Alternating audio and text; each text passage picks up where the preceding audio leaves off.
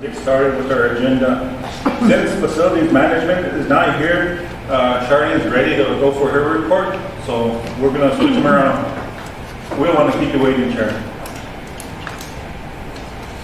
Fish and Wildlife report.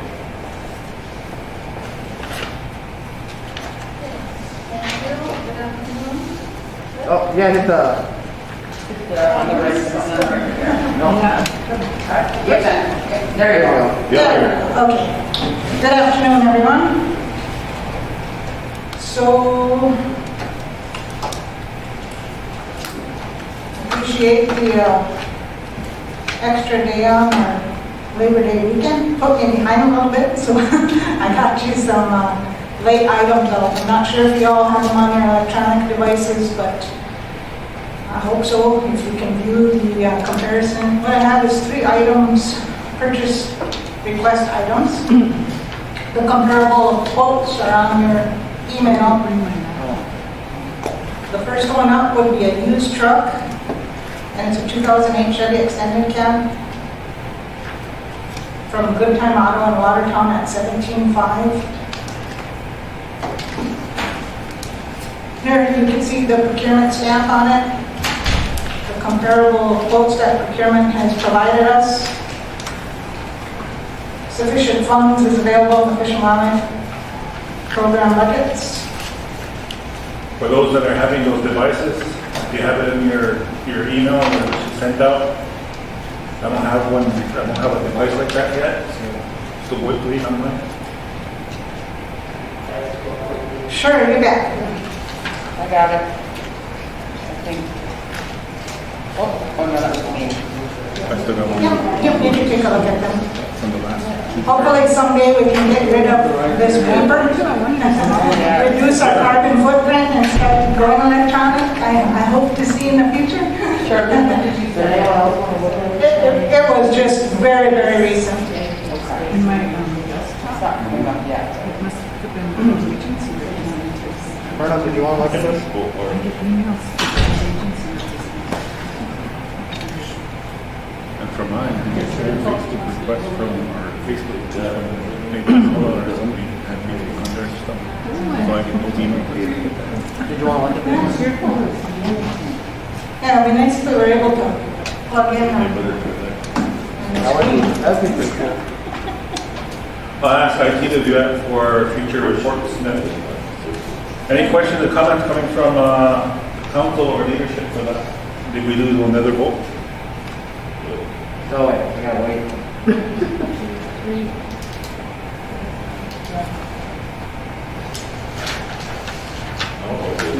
Oh, wait. We still got a comment, right? Yep. Any questions or comments from the full council people and exec? If not, motion approved. Here, I'll just bring it up. I'll make the motion to approve the purchase of, what's that top one? It's a 2008 pickup for $17,500. Chevy. And it went through all the processes. Second. Motion moved by Token Dewan, second by Bade Hakim. Question by Buffalo.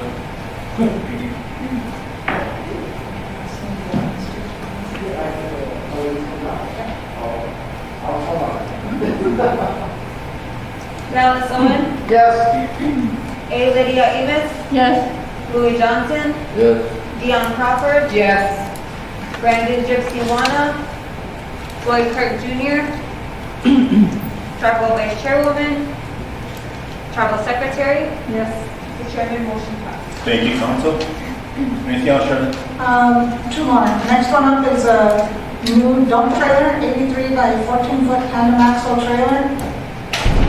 This has been in need in our program for quite some time. That is quoted out of the Damage RVs in Watertown. And Dallas has the quotes there if you don't have them in the email. Sufficient funding in the program budgets as well. That's also been through the procurement process. Any questions or comments coming from leadership? Everything went through the process and it's in the budget. If not, motion approved. So moved by Dion. Second by Louis. Question. Question by Dallas.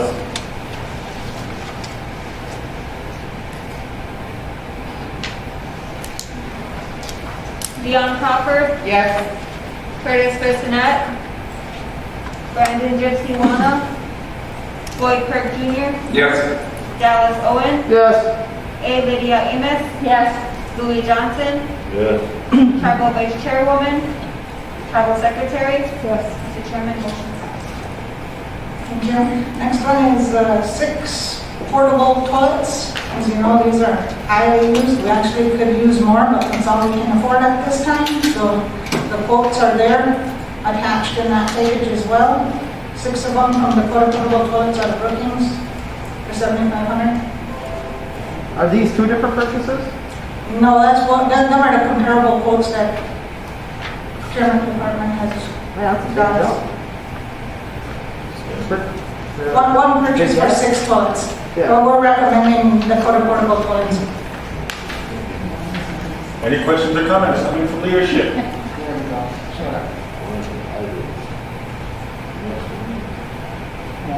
So I'm guessing you want to go with the 7,500 one?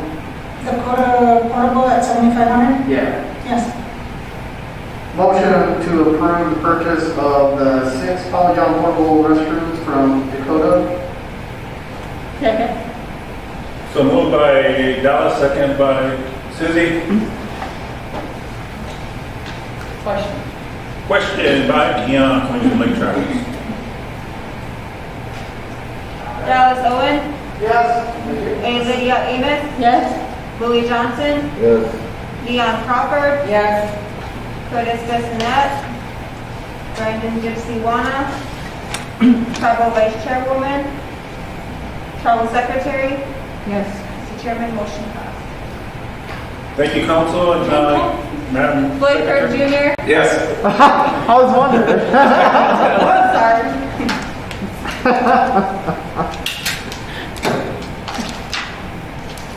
Had his light on and everything.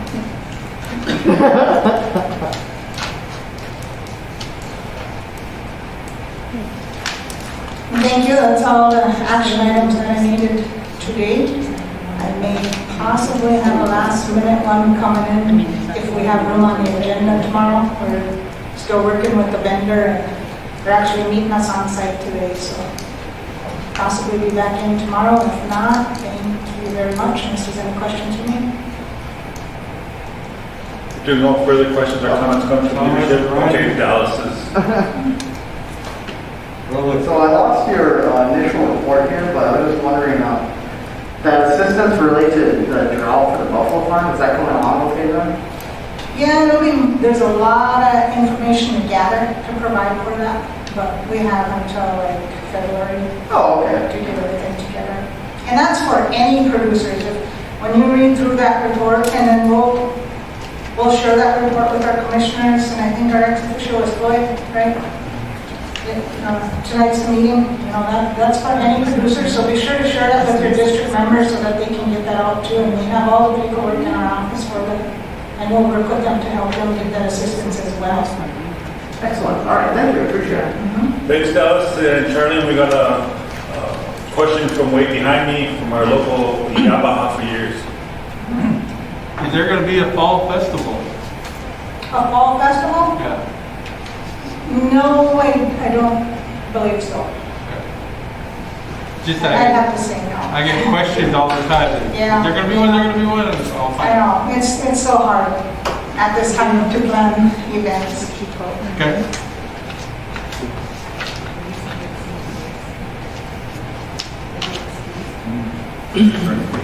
Well, Curtis is still at his return.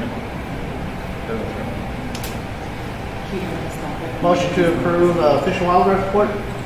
So moved by Token Wild, approve Fish and Wildlife report. Second by Old Agency.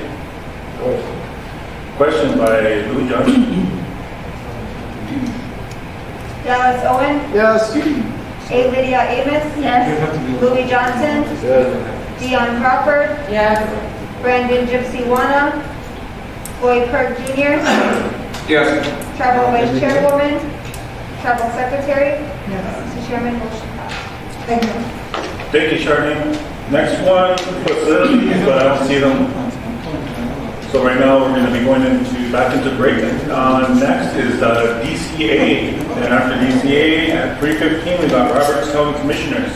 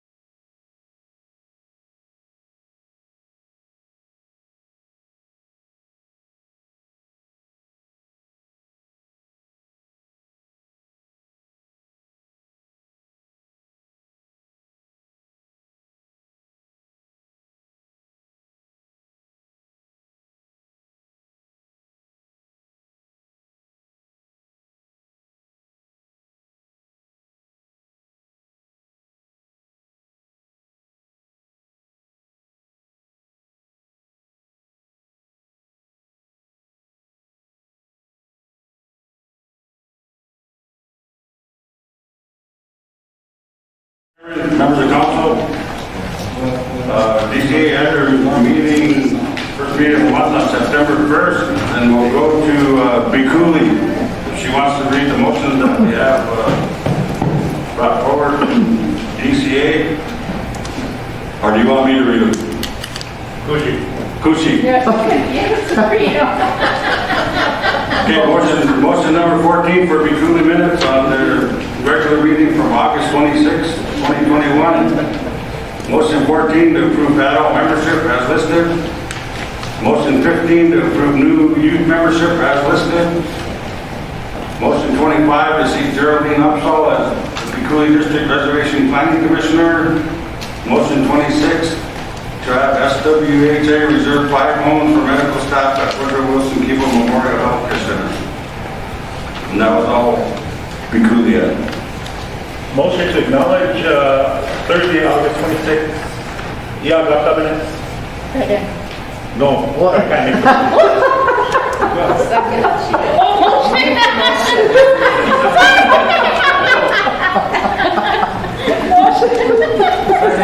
Named Louis, the eldest of the council, not to her house. Motion made by Yagapta, second by Madam Vice Chair. Question by Kapisa Asta. Lydia Avis,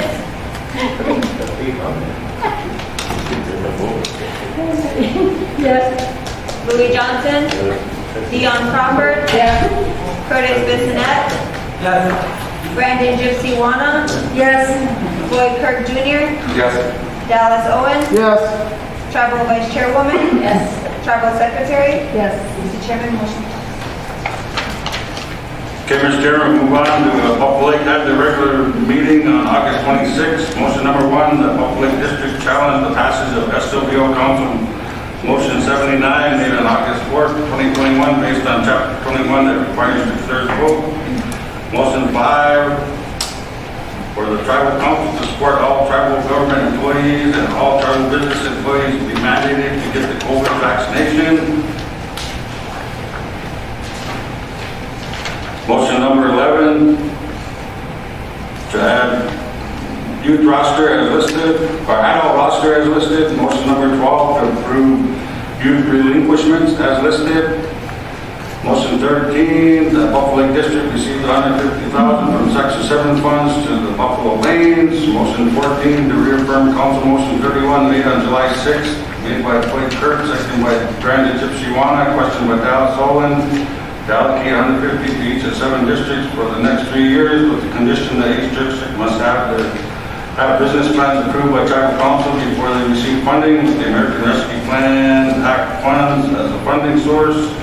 Motion 15 to support the endeavor for natural resources for the full Seaman property to be turned into a meat locker building. That was all Buffalo Lake had. Motion to accept monthly district meeting for August 26th. The move by Louis Johnson. Second by Kakiza Haska. Question by Madam Vice Chair. Louis Johnson, Dion Crawford, Curtis Bissonette, Brandon Gypsy Wana, Floyd Kirk Jr., Dallas Owen, Lydia Avis, Tribal Vice Chairwoman, Tribal Secretary. Mr. Chairman, motion passes.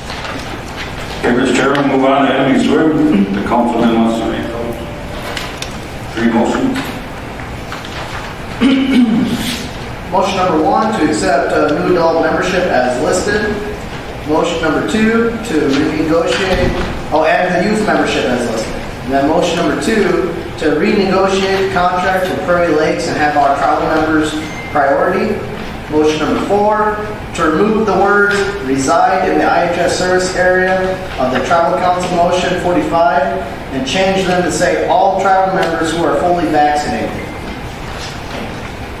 And I'll make a motion to accept those minutes.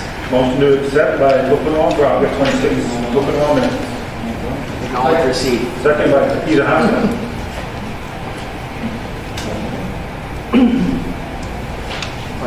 Was that a baby question from you? Question. He's out of sorts. Dallas Owen, Yes. A. Lydia Amos, Yes. Louis Johnson, Dion Crawford, Yes. Curtis Bissonette, Yes.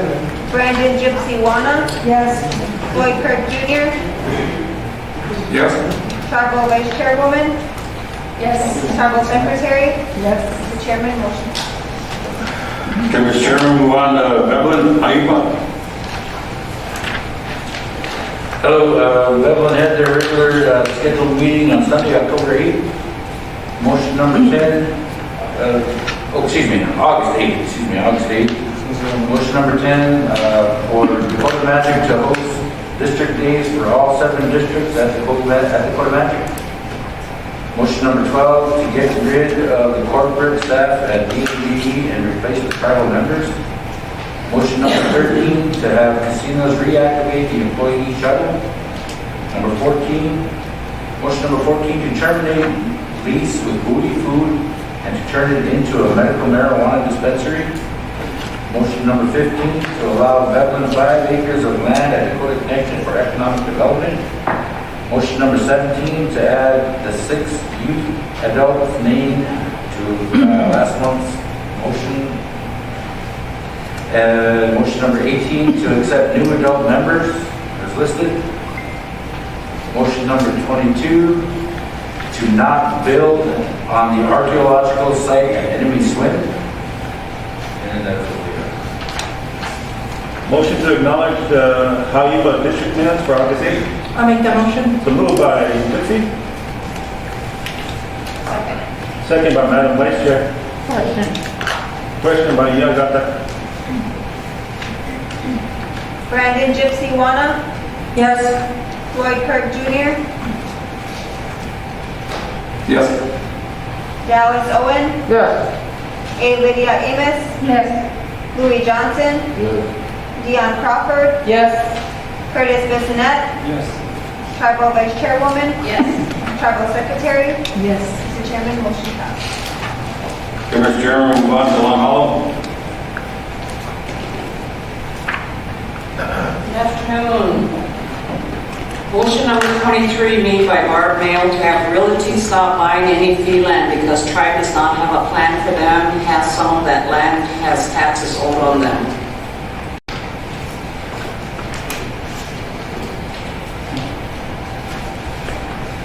Motion 28 made to have Curtis, Director, Vice Chairman, get gaming board established in 30 days.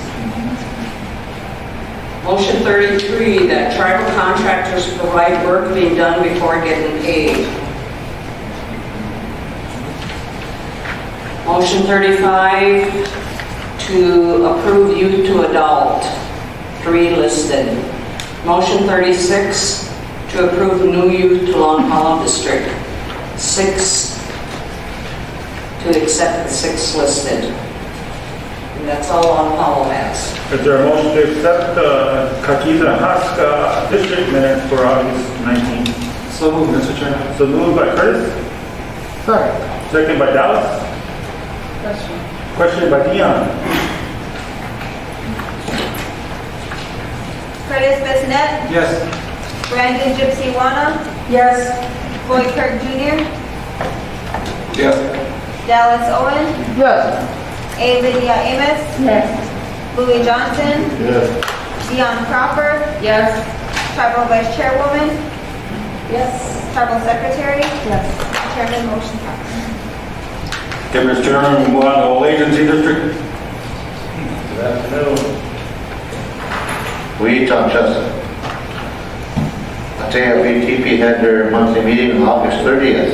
Motion number 1, for all tribal members to receive vaccination incentive. Motion number 8, SWO Tribal Vice Chair supply Great Western Bank for the refinancing tribal debt with the SWO financial report from 9/30/20 and the SW interim financial report from 3/31/21 within 10 business days. This information was requested June 2nd, 2021. As of 8/25/21, the documents have not been submitted. And SW has lost $221,400 in savings and with each passing day, $2,700 added to this amount. Motion number 9, that the $450,000 ARP fund eligibility to visit economic development is to be given in one payment rather than over 3 years. Motion number 17, to accept youth membership as listed. Motion number 18, to accept adult members as listed. Motion number 9, to accept relinquishments as listed. And motion number 20, to give youth school clothes funds to those who weren't on the roster and also to youth members. That last motion, there was, I believe, 6 individuals, Madam Vice Chairwoman, that was missed on that list that was handed in.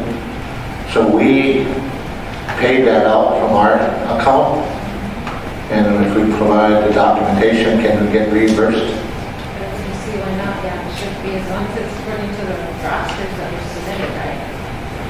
They should have been on that roster, but they were never added for some reason. So it was our mistake, but that's why we paid them $500 each. But is there any way we can get that reimbursed? That would have to be, because you handle the youth roster and the youth stuff, so that would fall under Madam Secretary. Okay. And if they're on the youth roster, I don't see why that would be a problem. Yeah, I'm going to blame Berlin because he's not in here. But we'll provide what we have as evidence to your office, Madam Secretary. Yes, that's fine. And there were also some that met the deadline of July 13th, but they weren't on the roster either, so that's coming up through Zelma. Excellent, thank you. Motion to acknowledge the DATP district minutes on August 30th. So moved. So moved by Junior. Second by Curtis. Question by Dallas. Floyd Kirk Jr., Yes. Dallas Owen, Yes. A. Lydia Amos, Yes. Louis Johnson, Yes. Dion Crawford, Yes. Curtis Bissonnette, Yes. Brandon Gypsy Wana, Yes. Tribal Vice Chairwoman, Yes. Tribal Secretary. Yes. Mr. Chairman, motion passed. Okay, Mr. Chairman, move on to Lake Traverse. Thank you, Mr. Chairman. So, Lake Traverse District meeting. Motion number 10, to approve affiliate pricing for hunting license purchases. Motion 11, to support our councilwoman to apply for an ICBG grant advocating with the housing director for housing repair renovations for our housing areas. Motion 14, to suspend all 3 executives, chairman, vice chairman, and secretary for failure to support council on elder coupon issue. Motion 15, to waive positive THC drug test for employment within DNGE. Motion 16, to overturn rulings made by Judge Ward in our tribal court system and to go after his license. Motion 17, to take action against the Bureau of Indian Affairs for not doing their trust responsibility on the lands that they are allowing to be flooded. To approve youth membership as listed. To approve adult membership as listed. And that's all. And I motion to recognize and receive those amendments from Lake Traverse District. So moved by Deanne to acknowledge Lake Traverse District regular meeting on August 26th. Second by Pokenoa. Question by Buffalo. Dion Crawford, Yes.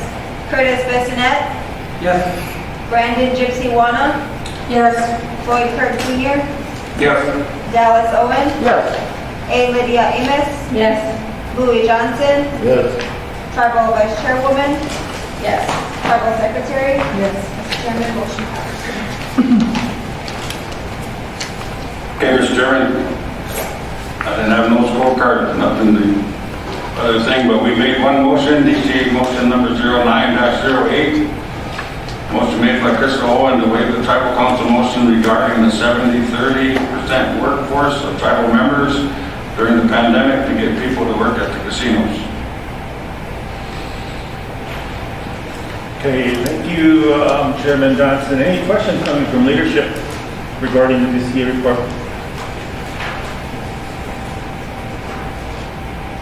No further questions coming from council or the exec body here. Is there a motion to approve the DCA report? So moved by Dion, Second. second by Dallas. Question? Question by Susie. Dion Crawford, Yes. Curtis Bissonette, Yes. Brandon Gypsy Wana, Yes. Floyd Kirk Jr., Yes. Dallas Owen, Yes. A. Lydia Amos, Yes. Louis Johnson, Tribal Vice Chairwoman, Yes. Tribal Secretary. Yes. Mr. Chairman, motion passed. Thank you, DCA. And Dion, do you have anything? Mr. Chairman, just before our district chairman leave, I wanted to just, because this became an issue, that it was something that was brought to this table by DCA. So I wanted to address it now instead of earlier while they were here. So what came in the vice chair's report this morning was that an RFP was done for the SHOTA. In the motion that we made, it was supposed to be for 60 days. It was for, I think, 14 days, and so that didn't, we only had one applicant. And I'm glad that we did have that one applicant, because then it gives us an opportunity to offer that individual a temporary contract while she goes through the process as was directed in the motion. So, Mr. Chairman, I'd like to make a motion to offer a temporary contract to Charles Floral for 120 days to publish the SHOTA EIAP with the chairman to execute the contract and make that offer to Mr. Floral and explain to him why we're not able to offer the full contract, because the motion clearly stated 60 days and not 14. Thank you, Mr. Chairman. That's my motion. Motion moved by Second. Second by Legacy. Question? Question by Okanawala.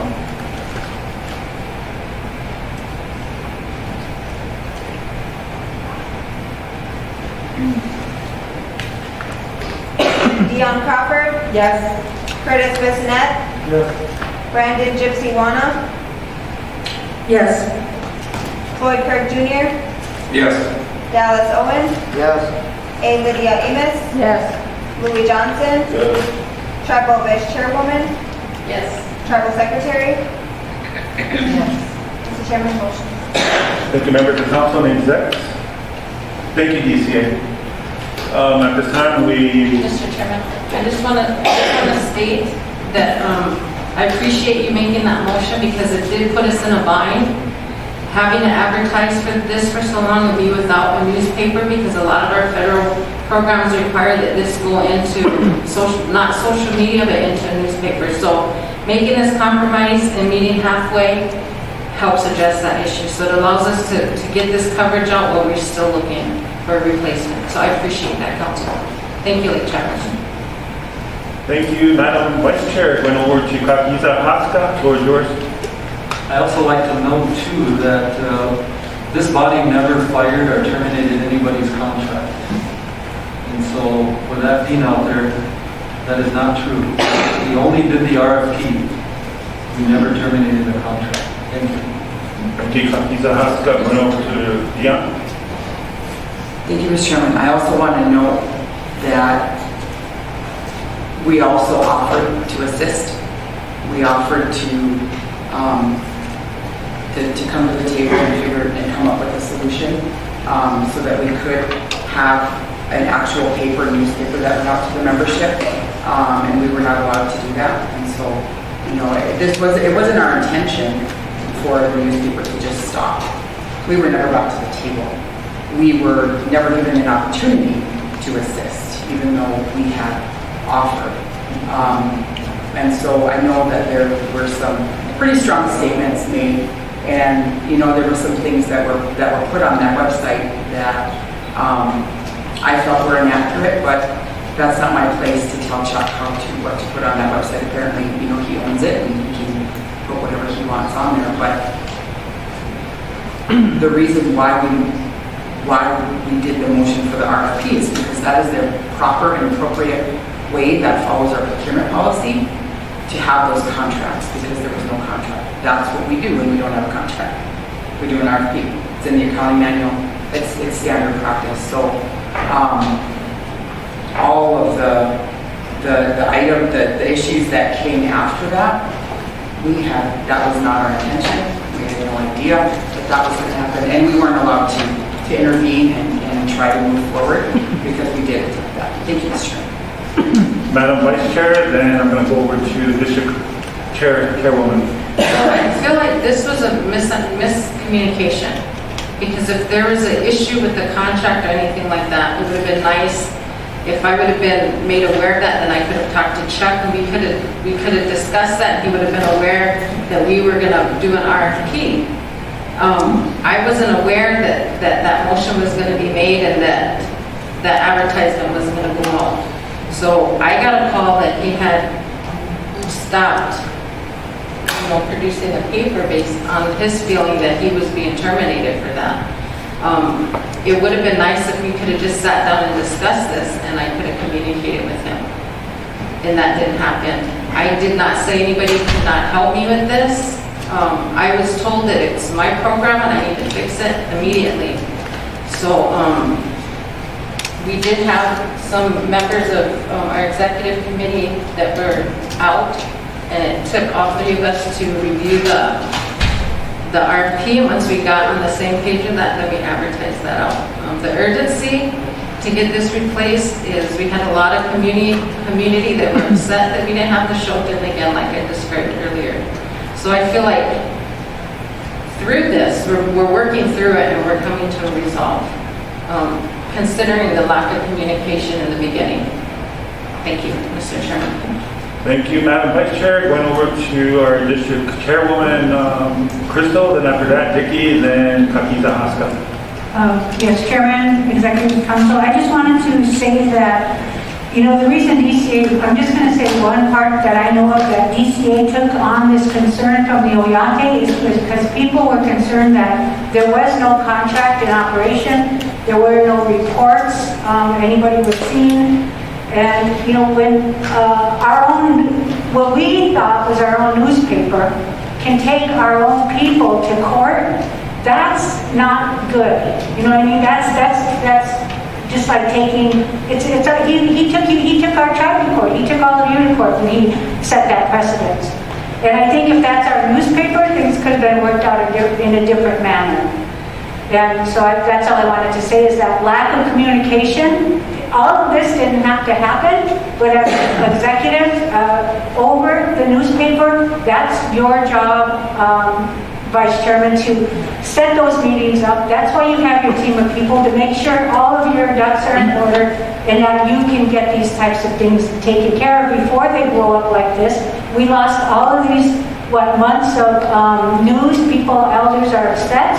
So that's one of the things I just wanted to say that for DCA. We hear from the people, and so we bring it forward. Thank you.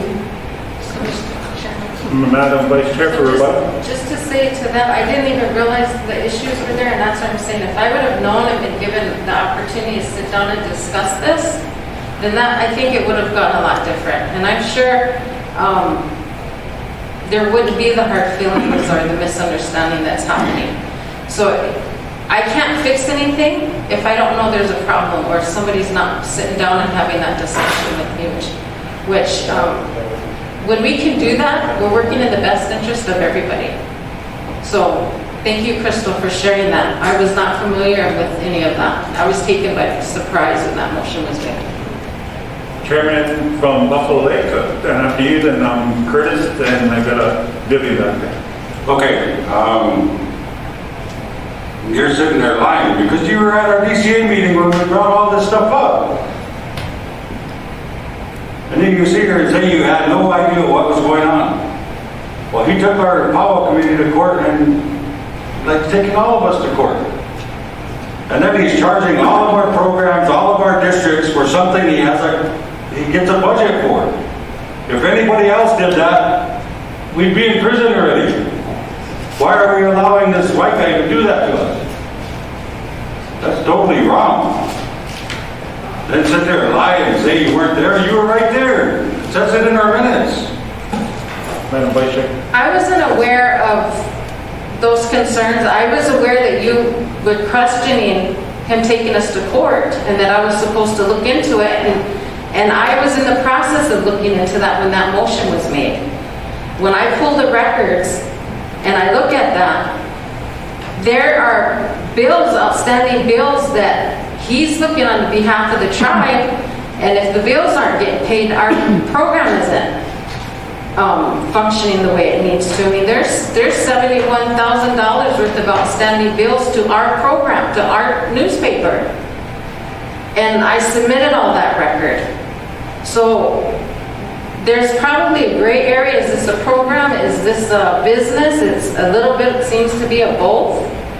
And when he's trying to collect on behalf of our program because people aren't paying their bill, how can we expect our paper to be successful?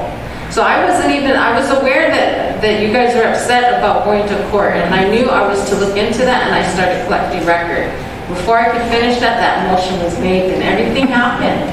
And I did provide get the records from Chuck and the billing and everything, and that has been submitted.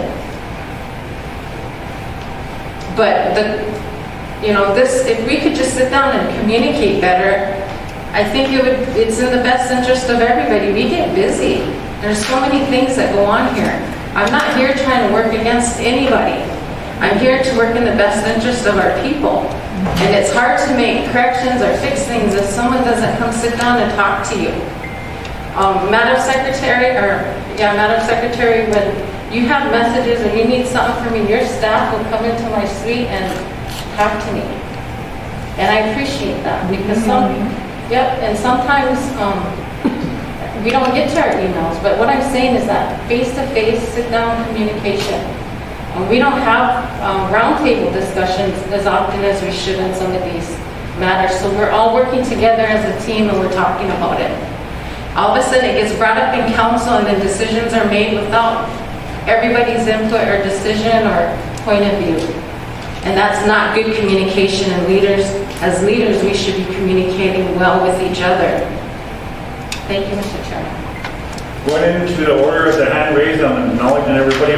I appreciate your guys' patience. Going over to Kakiza Haska, then we got Vivian after Curtis. Then over after Vivian, then Dion. Vivian, I'm going to give the floor over to Curtis first, then you. Thank you, Mr. Chairman. I just want to ask everybody, I worked with you in 1972. Sorry, where do I go? No, how is either going then? Oh, you were... Go ahead, Vivian, since you're standing, go ahead. All I heard you say was good. No, go ahead. There you go. Okay, thank you. Well, good. Where do I go? Right here, okay. Well, one of the things I want to ask is, where were you guys in 69 and 72? Where were you? Where was every one of us in this room? Some of us weren't born yet. The question I have, or the reason is, 1972, I moved back from Minneapolis, and Mr. Chuck was hired to let people know what was going on in the community. 1972. He set that up. He had no budget, nothing. Turk was just what people told him. That's a long time to have a newspaper running, begging money here and there. A lot of times he didn't have money, but he still kept going. The coolest thing about that newspaper is that we have a lot of history on there. We have a lot of history. Since 72, that's what, 50 years ago? How old are you now? 48 years ago? 49. So we need to keep something solid. We really do. You have disagreements. You know what? We have $71,000 that we owe him. What's his budget like? He's got to get out to the districts and talk about the districts, what's happening out there. I don't see anybody else. We used to have people writing in. We used to have editors, reporters coming in from each district. We used to. We don't have that anymore. What's going on in Enemy Swim? What's going on in Long Hollow? Old Agency. We used to have that. Your grandmothers, your grandpas and grandmas, your mothers and fathers knew that. So I'm only here because I believe in that newspaper. It's not as good as we should. We had Harvey DeMarce running it, 1981. We had Nellie Means running that right after that. They couldn't do it. There's other editors that came in and tried to run it. They couldn't do it. Not with the money that was owed to them. $71,000. Who else would bitch about that? I would. You owe me $71,000, I'd be right here. You know what I mean? And then we have to have a decent budget for him as well. Nobody's talking about that. What do you need? What do we need as a people? Yes, it's the voice of the people. Yes, we have district chairman, and that's the voice of our people. You know, yes, we need that stuff. But that's one thing we do need is the voice of our people, contrary to whatever the state says or council says. We need that. We really do. We get mad because somebody says a bad thing about whatever in the paper. Well, pull them aside. That's how we used to do things. We didn't shoot them or hang them in the morning. We said, what's going on? How can we make this better? How can we make this better? So anyway, I'm all for the paper because I know there's history there. We can't afford to lose. We're making history yet. We need to continue. Thank you. Thank you, Vivian. Curtis, then after Chris, yeah. Thank you, Mr. Chairman. I think the whole intent was to make, we've never seen a contract with them. So our whole intent for this RFP was to get out there and get anybody else that was willing to do this paper, because number one, you know, we did task last term we did task our in-house legal to find his contract. Well, that kind of got thrown to the wayside, and then lo and behold, you know, she's not here anymore, and we hired a new in-house legal, and 2 days later she found the contract. I mean, this could have been handled that long ago. And so because it got drawn out, this is the reason why things happen the way they do. So if things are addressed, and I agree with you, Vice Chair, if things are addressed right away, but this was addressed last term. We had our last in-house legal get the contract for us, and she never got it. And when Megan came in, we asked her the same thing, get us a contract for him. 2 days later, it was on our desk. So there's a big breakdown of communication here. I agree with that. But we have to get better at that, and we have to make sure we're addressing these before this kind of stuff, and we can prevent that from happening. That didn't happen that way. That's why we made the motion we made. So that's how it was. And we did ask for that contract numerous times. We never got it. Thank you, Mr. Chairman. Thank you, Chris. Going on to Dion. Thank you, Mr. Chairman. So, I wasn't going to say anything, but it's been stated several times to me. So, this was a contract. It's budgeted for like $190,000 a year, and it doesn't have a contract. Now, if this was a tribal member business, there would be a lot of heck to pay for that. $190,000 no contract. I agree with communication. I requested roundtable, and we were there. We had one roundtable on financials, because I want to be able to ask questions without coming here and having this whole ugly thing in front of the members. I want them to be able to have the correct information and to be able to see what we're doing without some of the things that happen, because that creates mistrust and it creates uneasiness with them. I attempted that and tried to come to an understanding and tried to agree to that, and then all of a sudden I'm getting blasted on social media. So it makes that communication pretty difficult for me anyway. But I still would like to request those roundtables as I've requested, and I could pull up the text, but it doesn't. That's irrelevant because they've been asked several times. I think there's a running theme here, and Chairman Johnson hit on it. You know, we got to be honest when we're in this room. And I asked that last month.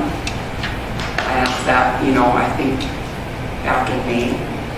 I'm asking it again when we come to this table to tell the truth. I do have one other question and comment, but I'll wait until after this issue is done. Thank you, Mr. Chairman. Gypsy, then Madam Vice Chair. Thank you.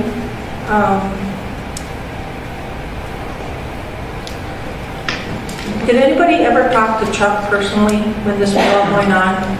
Did any of our counselors? I think I asked Dallas once, and he said no, that we didn't need to. We had former employees that could tell us.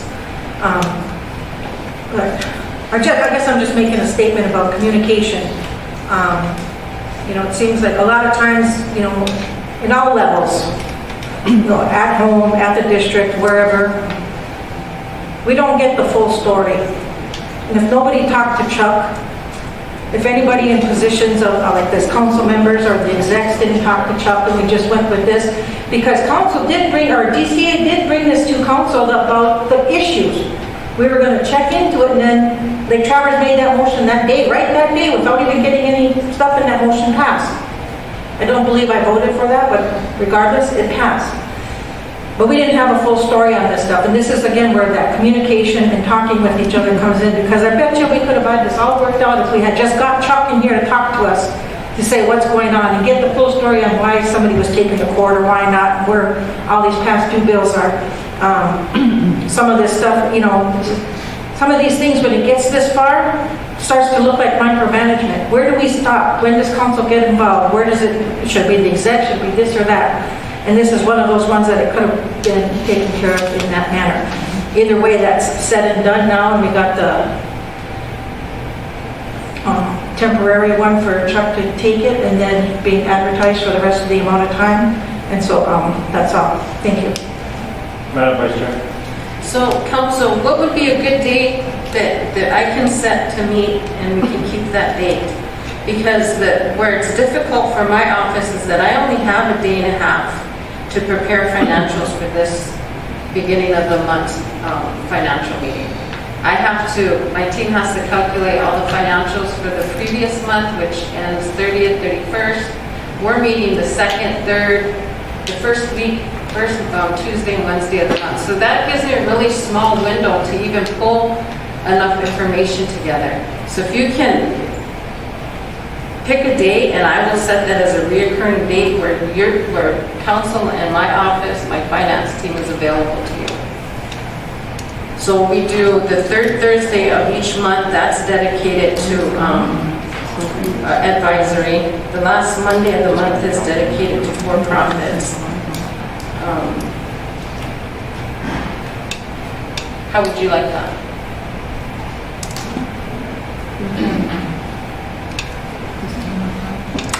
Personally, I would just like, whenever Christine has a chance to put it on the board, and when I see it, I know I have something to go through.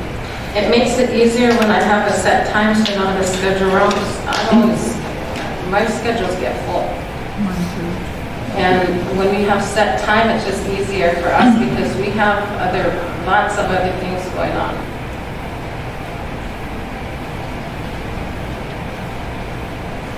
So I can, maybe we can dedicate after the last Monday of the month, right after our for-profit, we can go into a financial meeting with my office and finance. So I'll have that added to our agenda. Thank you, Chairman. Thank you. Vicki, sorry about that. I'm trying to go in order and remember. Well, I got placed on the Powell Committee. And the Powell Committee wasn't even active at the time, and then I got placed on the Powell Committee for my district, and I got served papers. I didn't even know about it. The committee wasn't even aware of Chuck taking us to court. I mean, it's just crazy. I mean, I don't know. Bill and Vivian.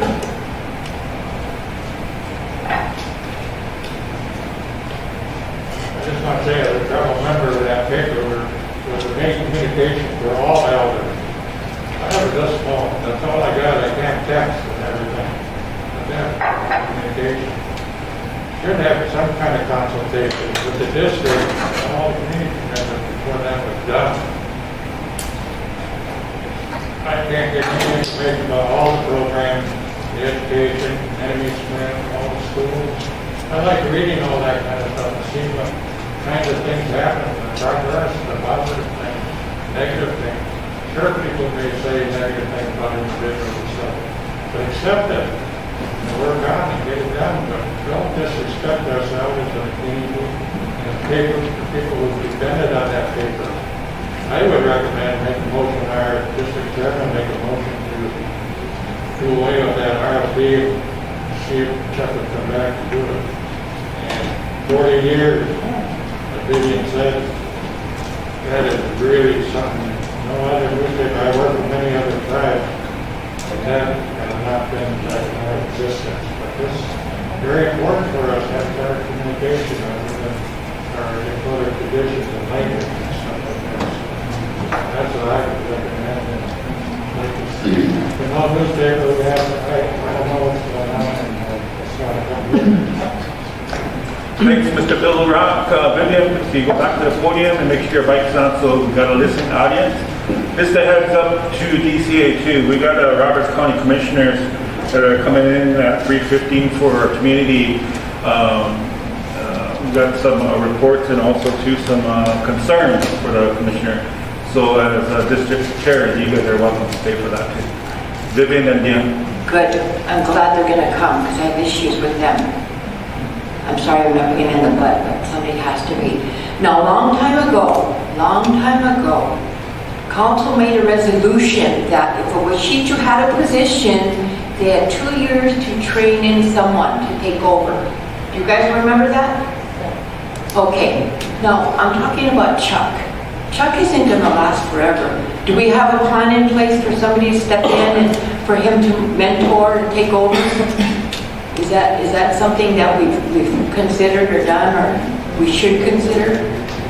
You know, because that's a lot of valuable information. I would just like council to consider that. Also consider all those other positions with Wachichus. That resolution, I don't know when it was made, but it was a long time ago. Maybe dust that off and look at those positions where we could have tribal members trained into it. Anyway, thank you again. Thanks, Vivian. Going over to Dion. Mr. Chairman, if we're done with that issue, I just wanted to address the questions that were said this morning. Thanks. Go ahead, Jesse. I'll end this issue. Kind of going around and around, but we're going to go back to when we've been here, 3 terms, some of us. We get invited all the time, but the door is never open for DCA. And Karen told me we only met once with you guys, round table. I don't think we ever met with Donovan, even though the vice chairman always recommended it in council. And Dave started to meet with us at the end of his term because he realized we could be helpful. But it was too late in his term for him to help. A lot of these issues can be avoided if you would invite us in. Otherwise, we got to go the hard way, which ends up like this. And that's not the purpose of DCA and council. And we're all elected at the same time, the same year. We're all served the same people. But yet, we all end up being on the other side of the fence where we don't want to be. Trying to remind everybody why we're here. That's what we do. So, I think this happened for a good reason. I believe everything that happens bad in our life is for a good reason, for us to learn. It sounds like Chuck was pretty unchecked on what he was doing. He had a $200,000 contract. If there's $71,000 that's outstanding, how much was collected? And is that Chuck's money or is that the tribe's money? That's a new question that comes up today. All that money that came in, if it came in, does that come into the tribe or does that go to Chuck? So, I mean, this reorganization of Chuck's newspaper, which needs to have happened. So, I think it's fixable. You guys are in charge of fixing it. And I think the RFP is the correct step to do it. A lot of people wanted to do it, but when the RFP went out, only one person put in. So, I'm just saying that I'm glad you made the motion to follow the process. I'm glad you guys worked it out in here.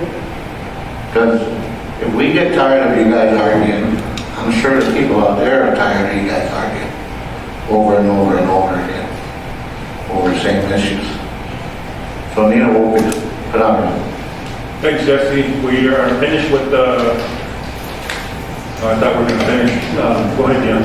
Well, I wanted to make sure we were done with that issue before I brought this issue. So there were some questions this morning regarding chapter 21, and Haifa Councilwoman had some questions about the Lake Traverse District, so I just wanted to give her that opportunity to ask our district chairman, Francis Crawford, because he's here now. Thank you, Mr. Chairman. Francis, if you come up to the mic.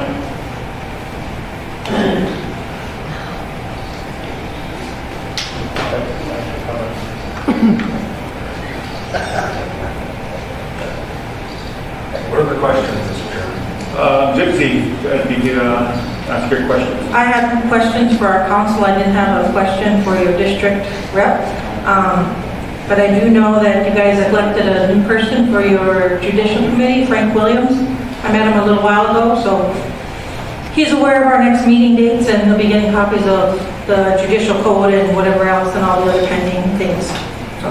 He won't be sworn in, Mr. Chairman, read by resolution form until he gets his bio done to our secretary, Debbie Hunter, and he understands that. He knows that, so. The only thing I wanted to add in, Mr. Chairman, the old agency chairman was talking about is, it's good to see it, RFP out, but you also have a program here that can print that paper for the people. That's extra income for that, the Dakota Language Institute. They got a printing press, they got a graphic designer, they got everything there already. So I mean, that's something that, where we stay within the tribe and, help sustain another program. When I talked with the former manager, I know he moved on to support his wife in education. When I talked to Jeremy, yes, they could, but they just needed the space. The last question I have, Mr. Chairman, is for Madam Vice Chair. Is when are we going to start seeing progress on our district audits? Remember Red W, they stopped visiting with the district chairs and the treasurers due to COVID, but we'd like to move down because if our districts are going to be applying for grants and we don't have no audits done, that's going to hinder us. If Red W is not going to fulfill their contract, is it possible if we go out and find our own CPA firms to get us caught up? That's a good question. And that's reasonable, Francis. I did let council know that I do have a meeting scheduled this week with RDW to talk about some of those things. I tried to catch up with them this past week and a half, but their schedule was busy and then, we were busy. So I'll bring that up, and then I'll be giving council an update to that because we have to talk about our audits as well. So, thank you. Mr. Chairman, if I can, I'd like to include DCA in that last Monday when we meet with our for-profits. So then we can just spend our time together as council, DCA with our for-profits, and then also with my office if you have any questions. So let's designate that time for council and DCA to meet. Thank you. Mr. Chairman, just for the record, Enemy Swim has their own audit firm. We hired our own audit firm so that we can keep track of our records as well. And I think other districts are capable of that as well. Thanks, Vivian. Long holiday. With that, I'm going to move forward with, I got a program that needs to finish the report. And also 2DCA, remember, 3:15, we got Roberts County Commissioners coming in.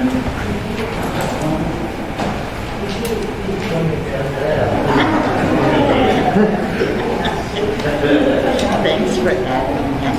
Is Jerome available too? I seen him in that window earlier, but he didn't come in. Yeah, you want to see him? Yes, he should be, as a program manager, he should be a part of this report. Actually, it's just for Brian. Is Brian available? He had emergencies. Okay, that's fine then.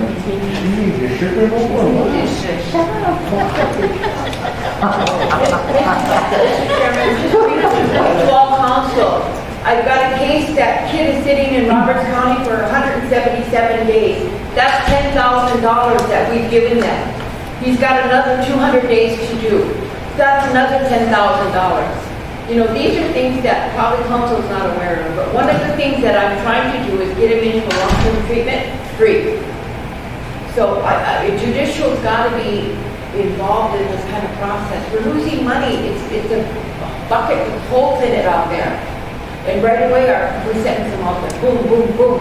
Robert's County's making money on us. So I think there's got to be another avenue to address this. Traditionally, and I've been kind of bitching about this for a few years, traditionally our government would have set them in there. They would have had a set of peacemakers for them. Things like that.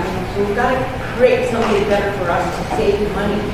I have represented a guy, he spent $13,000 to Robert's County. $13,000! He sat in there because our judge ordered him in there. So we've got to come up with unique ways to stop this leakage. Anyway, I just wanted to say that because Roberts County's coming in here and you know, there's issues that our people have, our boys, our girls, our whoever, they've got to work with us to try to, this is the third time now. Now, if we get him into a treatment program somewhere, maybe he'll stop doing this cycle over again. You know what I mean? We got to invest in our kids, too. Anyway, that's all I got to say. That was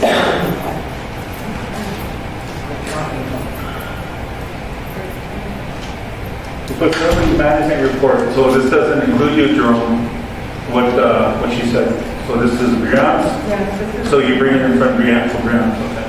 Yeah, we had emergencies at the COVID building and the ODIA. Can you speak up? Your mic side? Okay. Mr. Lake had emergencies at the COVID building and the ODIA, where he's renovating for the IT department. And this is just concerning our insurance.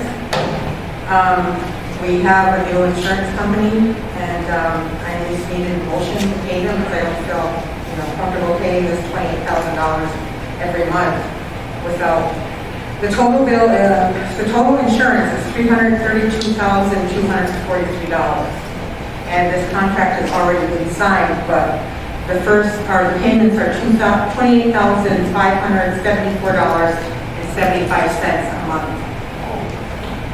And for the record, this is $56,000 more than last year's. But I just needed a motion. It's IPFS Corporation. Any questions coming from the leadership or execs?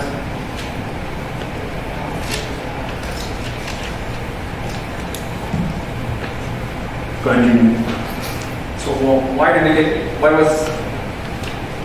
such a big increase? I honestly don't know. I wasn't involved in any of the negotiations. That would be something that Arnold takes care of this. And I asked for the RFPs, but I wasn't provided, so I have no idea why it's so much, so much more. Good thing. I guess I was just wondering why Arnold isn't here to help present for the payment, I guess? That's a good question. Can Arnold be here? Because I didn't know this was going to be this issue. I like to have everybody at the table so they could ask questions from leadership. Curtis? Yeah, can we table this till tomorrow? Would that be okay, Gary? Yeah, I just want to let you know that it is late already, so there's already an additional $1,428.74 in late. So my payment this month is going to be $30,003. Okay, because I'm not comfortable making a decision because we don't have any information in front of us. I'm sorry, did you watch No. It's already been executed by the vice chair, so it's a signed contract. Mr. Chairman, I thought he was supposed to go out and solicit for a new... That's the RFP that he did. Well, according to procurement, he did. And this was, but I've asked them to see, but they haven't provided anything. Who's the company again? IPFS Corporation. And I believe the way it's Mahoney is the actual insurance company. However, they need their money up front, so this is the creditor. This is who we financed us and paid Mahoney. So now we're paying back this loan, is my understanding. So that's a loan and not the insurance? No, these guys paid our insurance. Okay. And it is a loan. So when we pay when we have bills on a regular basis, every month, do they have to come to council to get paid, knowing full well that it was already 30,000 a month or, over 5,000 a month? No, I just bring this, I'm sorry. I bring this once. Okay. At the beginning of the year. Okay. Make a motion for me to pay every month. Thank you. Thanks, Perry. Okay, so table till tomorrow? Yeah, we'll put you in on that. Okay, all right, thank you. Oh, will you notify them then, or your office will notify them that they need to be here? Yes. Okay. How much? Okay. Are we adjourning or is that on the, are we in session? Well, we're gonna take a break because we got our county commissioners here. Curtis. Mr. Chairman, there's a Fish and Wildlife coming in? They already did. Oh, they did? Yes. When I was gone? Yes. Okay. Very good. It's every 2 years that you get that insurance out.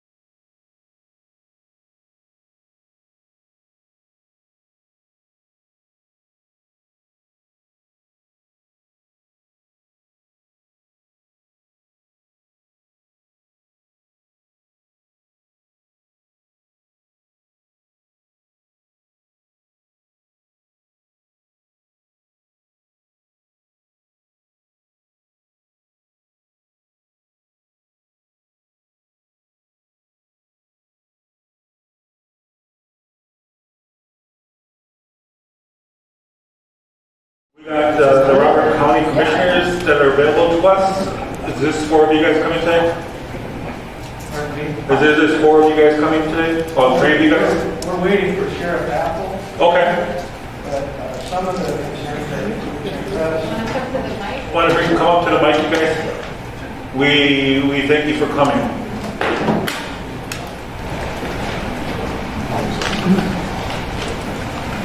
When you turn your mic on, the green light will come on. We can only have 3 mics on at a time.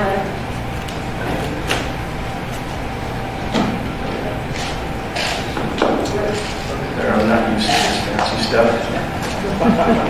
But yeah, I'll let the representatives introduce themselves. My name is Dennis Johnson. I chair the Roberts County Commission. As I mentioned, we're waiting for Sheriff Apple, and he might be bringing someone else along. So he'll jump in when he gets here. I'm Don Carlson. I'm the district representative for council. I represent Agency Village. Faye Johnston. I'm from District 1, which is basically Assistant City. Don Sattler, Roberts County Auditor. Well, we thank you for accepting our invite to sit down and meet with us for some of our concerns for the Roberts County Jail. My name is Delbert Hopkins Jr., the chair of the Sismata Miate.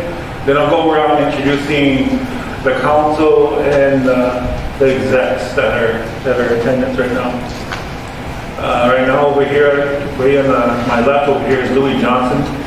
He's representing our Buffalo Lake district.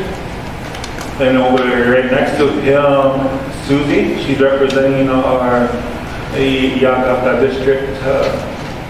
So I appreciate her coming. Also, too, next to her is Dallas. He's representing Anderson district. Dallas Owen.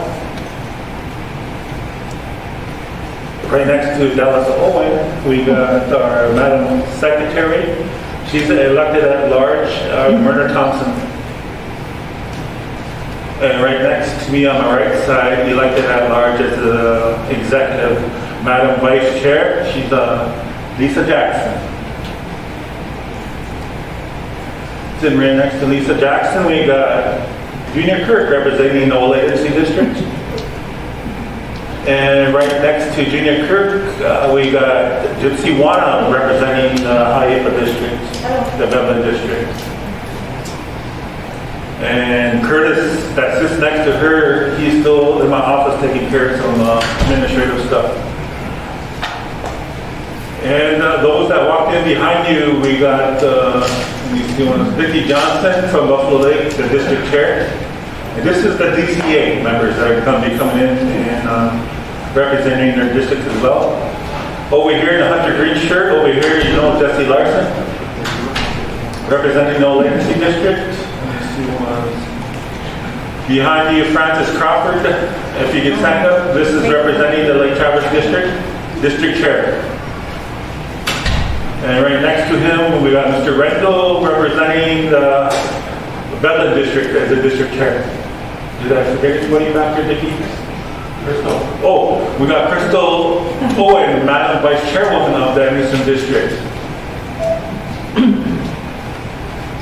So I already introduced DCA as they came in, they introduced themselves. So as we know, we are here for the issues concerns at Roberts County Jail, and we're waiting on law enforcement to take it.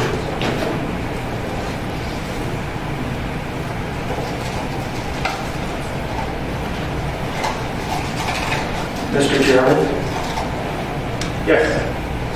We did have some conversation with Myrna about the original correspondence concerns. And I think one of them that we can address while we're waiting for Sheriff Apple would be charges for medical needs, such as medications, hospital visits, and other. And I guess I can defer to our county auditor, Don Sattler, and explain how an inmate is charged for those types of expenses, if you will. Yes, that works, Mr. Chair. Yep, thank you. You have the floor. I'm Dawn Sattler, I'm the Roberts County Auditor, and we put liens on people if the county has incurred costs. So for $25 a day is what we charge for inmates after they're sentenced. If they have gone, this is a Roberts County charge. So if they've gone to, like say CDP for medical care, we pay Medicaid rates and we lien that person. I think there was something about Lewis Drug. If it's our inmate and we've ended up going to Lewis Drug and getting medication for that inmate, then that's also a lien. If we've taken them up to Evan Nelson, our dentist in town, then that's also another one. So those are some of the expenses that the county incurs and that are through state statute that we can put a lien against that person.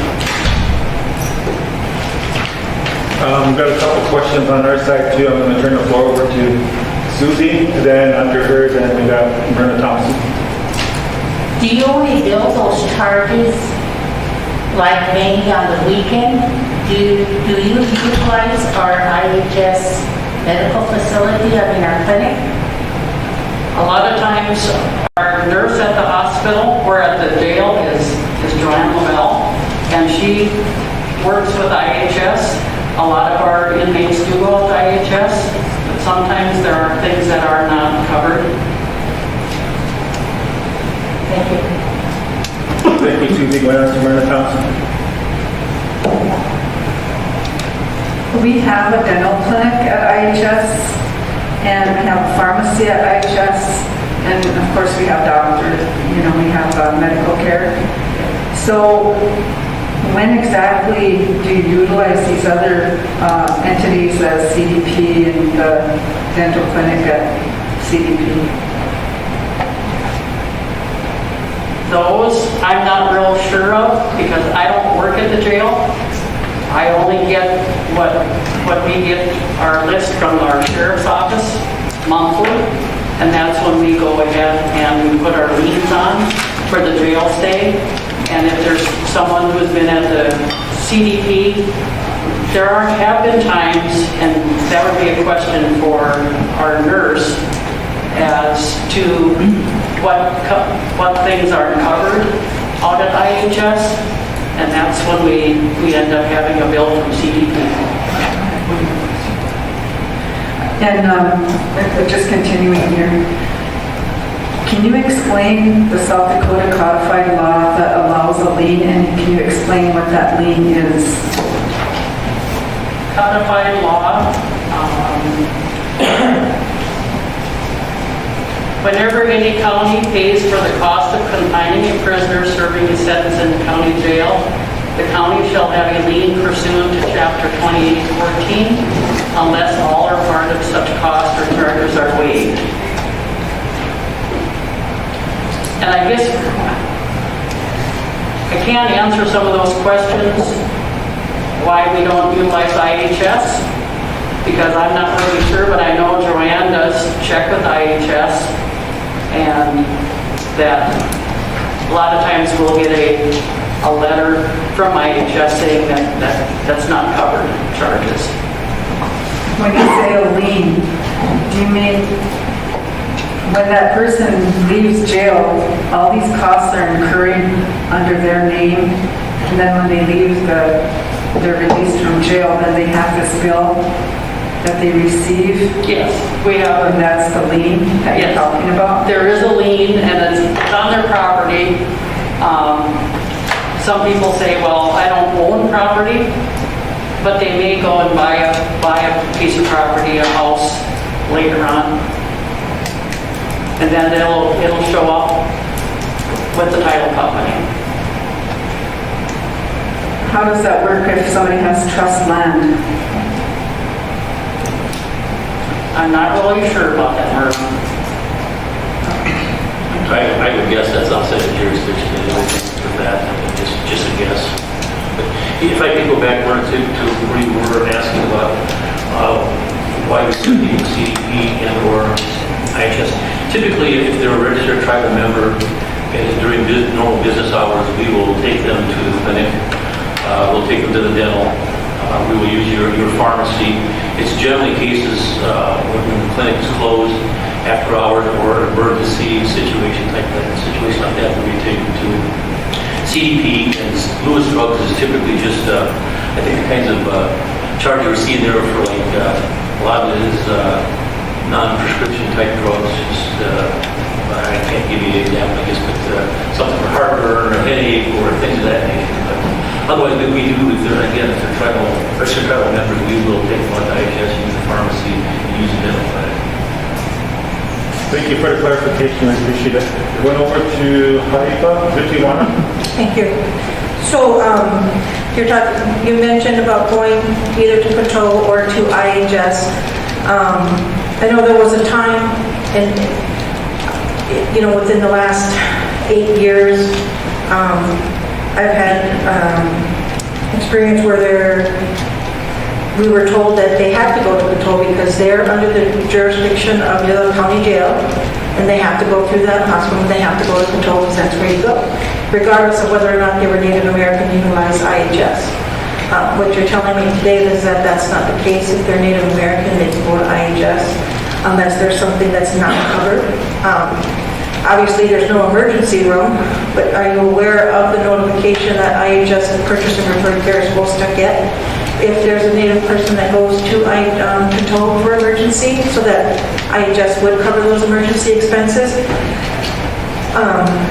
And I'm only bringing this up because most of our people don't have enough money to pay for this stuff anyway. And so they're incurring these liens if they're being sent to Coteau, to any other place that's not IHS. So even when they do get out of jail and then they're going to have a lien on their house or their property, whatever it might be and stuff, I mean, that's really not a great way to start out life, especially if they're getting out of jail. And if that's something that's known, is that a written policy? Does it change from sheriff to sheriff? Can this be something that's understood between the tribe and the county that Native people? Because if their services aren't at IHS and you go to Coteau, I mean, we don't have colonoscopies, and a person might need a colonoscopy. I mean, that's just an example. But that's something that IHS would refer the rest of our patients up for. So that's something that IHS might not be able to do right there, but they can refer that person to get that. So that's one of the other things. It's like, yeah, you're going to get that letter that might say it doesn't do it, but can you allow the patients or have somebody to follow that process? Because I know the inmates don't always get all the free phone time that they have, or let alone the phone card to use it to call.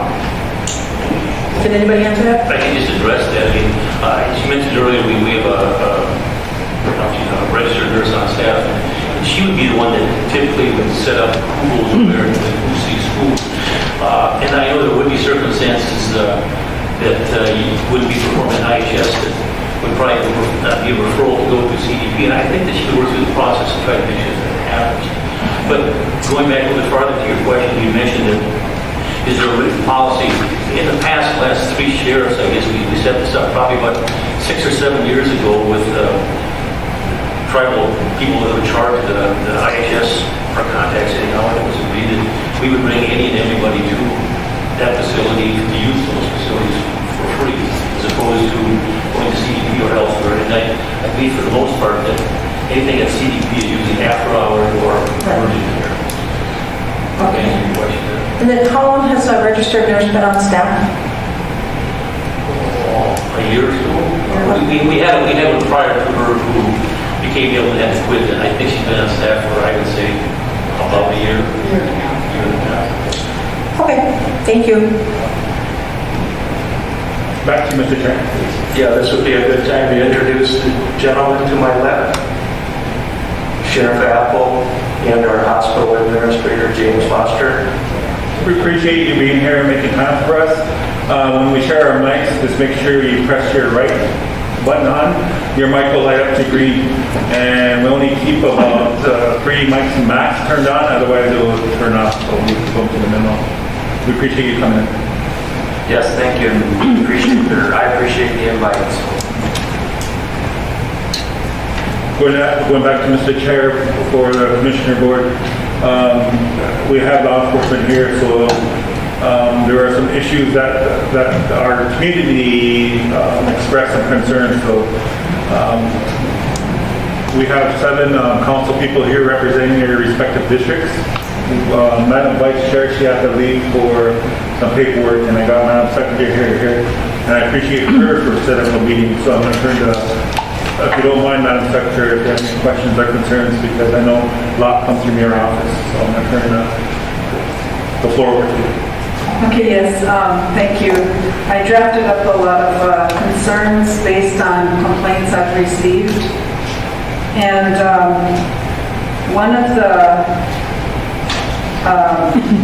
concerns you addressed is jail state charges and the lien under the state statute. So I just wanted to make it clear to everyone that the liens are only placed on those tribal inmates that are charged under a state statute, correct? So, and with that said, there's other concerns. So you have medical neglect. And my question is, how many times does an inmate have to request medical care before they are taken seriously? And are they screened regarding their medical history as soon as possible upon incarceration? Because some of these people are very ill that come into your facility.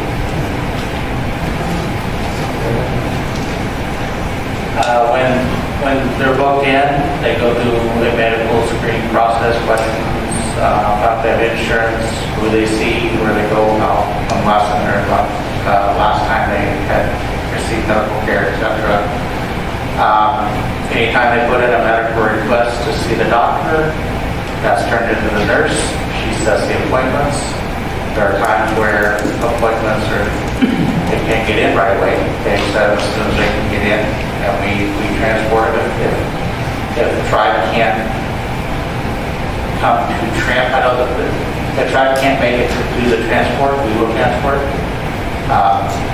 Before I became jail administrator, there was an issue with sometimes the tribe wouldn't show up at all to take, tribal officers wouldn't show up to take their doctor's appointments. And they would blame us for it. And it was like, we had set them up to go to IHS. Nobody would show up. They wouldn't call and tell us they were not coming. It would just felt like, and a lot of tribal members felt like they were being abandoned. When I took over, I said, if they have an appointment, and need to go see the doctor, we'll take them if nobody else will. And we've been doing that. It's not a question that they're being ignored or neglected in any way. We do our best to get them in for medical treatment as soon as we can. It's just with the current state of COVID, everything like that, getting them in a timely manner is sometimes difficult with the hospital or IHS. And in the case where we have to take the CDP, like they said, it's either after hours, emergency situation, or IHS does not have an available appointment in certain cases where I feel, or the nurse feels, that they need to be seen immediately. But we do our best to get them in as soon as we can. Speaking of that, then, how do you protect them from COVID-19? When they're booked in, we ask them if they've been tested for COVID or if they've been exposed to anybody that's had COVID. If they indicate that they've been exposed or around, either had it or been exposed to it, we'll put them in quarantine for 6-day quarantine initially to see if they have any symptoms. If they have it, they're in quarantine for 14 days. But we do get them, we do put up a sign-up sheet, find out if they want to get tested for it or if they want the actual shot. A lot of them will sign up, get either tested or get the shot. So we do provide, take them up, get them vaccinated at their request. Okay,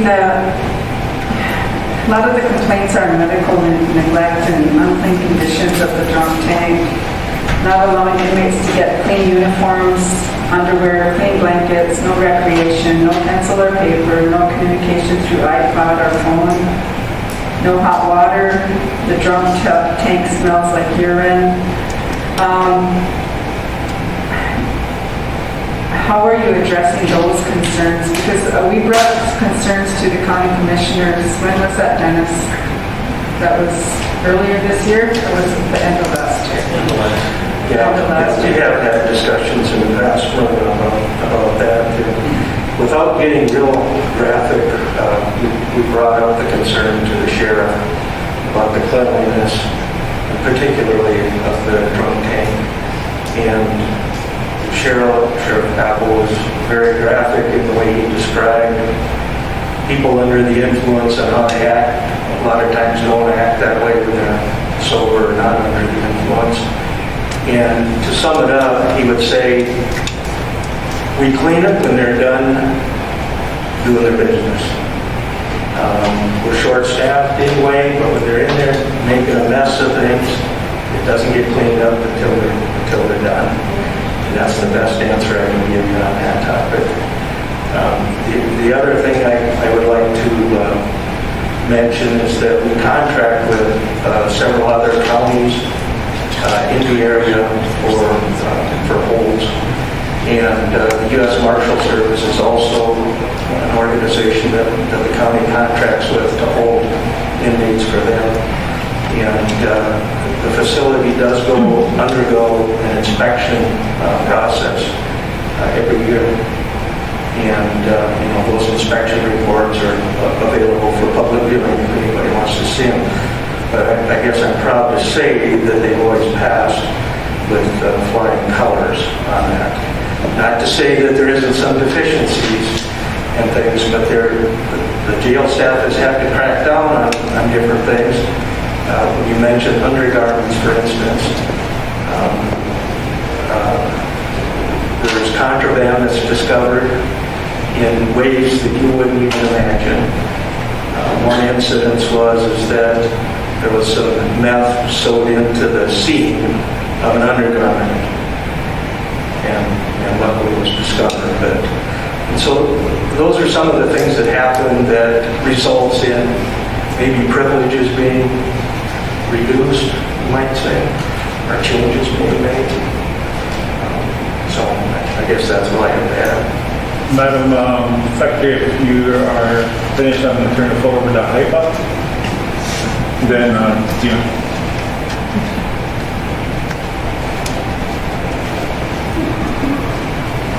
I'll just follow that question up with, as far as the COVID question, what's being done to protect the inmates from sick employees? So when you say you isolate them, you isolate inmates if they're sick. So what about sick employees coming to work? How do you protect the inmates from the sick jailers? We have isolation cells in the booking area of our jail, which allows us to give visual observations of anybody that's in those cells. So it's an area that's separate from our general population pods, where you might have 10 or 12 people housed together. In our isolation cells, we're able to separate people from each other, keep them there, and they are right there in front of all of our jail staff, so they can keep them under observation.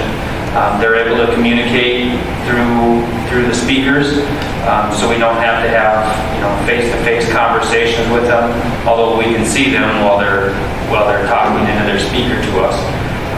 But we have those capabilities that if somebody was expected of having COVID or some of those circumstances arise, we do have the capabilities of not having to have close contact with any of those individuals. I guess my question was, how are you protecting the inmates from sick employees? Because like in the South Dakota State Penitentiary, it's the employees that bring COVID into the prison system.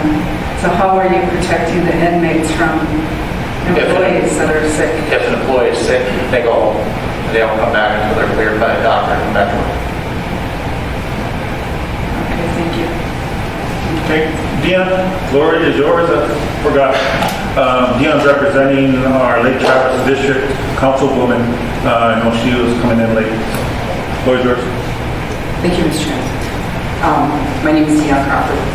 I previously worked at the outpatient treatment center in emergency. So what you're telling me is that there was one inmate that had an undergarment that had meth sewn into it, so then consequently all the inmates weren't allowed to have clean underwear. That was something that prior to that incident taking place was something that the jail administrator and I had already been changing in our policies.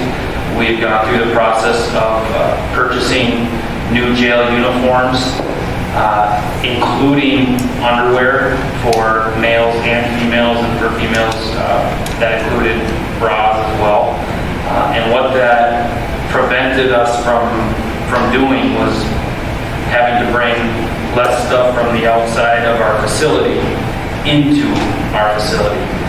The circumstances that led to the scenario that Mr. Jensen referred to was as we were in the phase of transitioning to all of our own clothing, there were some sizes of underwear that we didn't have in stock yet. We didn't have from the company yet.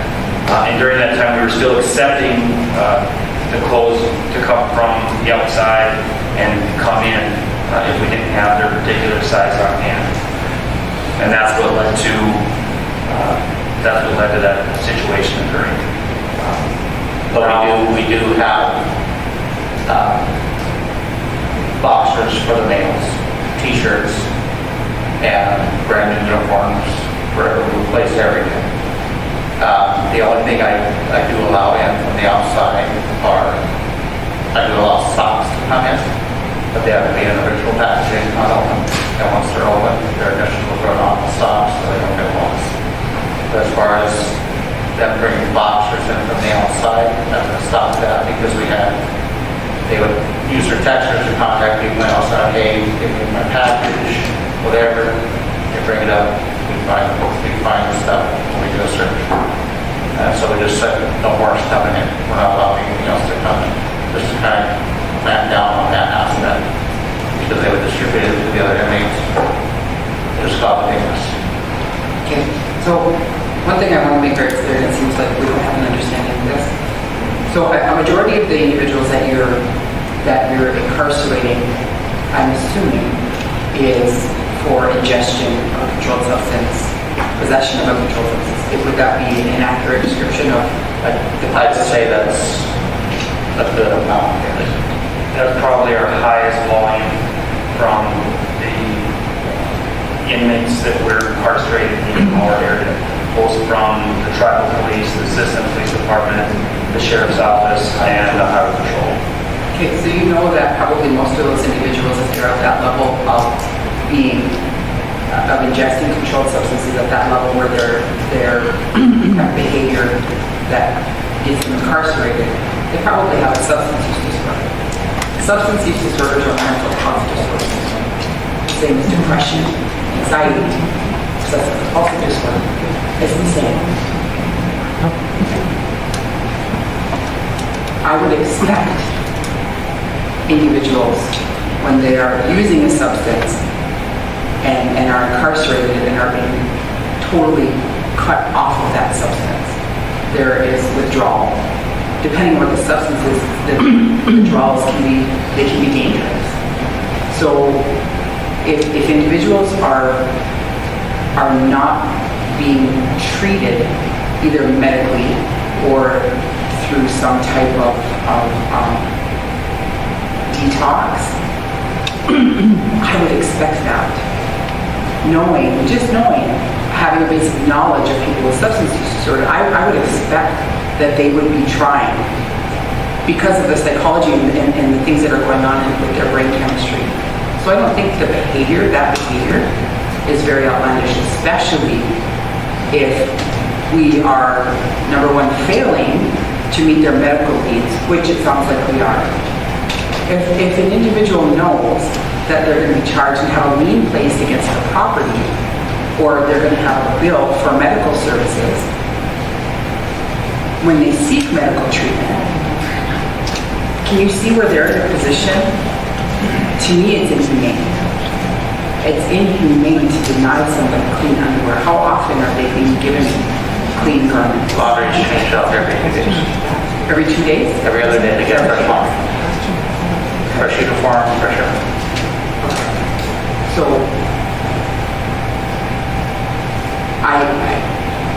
is there a solution to the medical? They're seen by the nurse. So anybody that we have that comes into our facility after their initial book-in, if they're booked in the evening and our jail nurse is not there, they will be seen as soon as that jail nurse is there. If we've had issues with people that we believe to be under the influence, we call our jail nurse and she'll come either into our facility or by what we're describing to her, it's a need beyond what just a registered nurse can provide. We will call an ambulance to transport them to the hospital. Okay, so my last question is there an opportunity for individuals to receive medical care that they're not being charged for? I mean, you're saying that it's only after hours, but my understanding from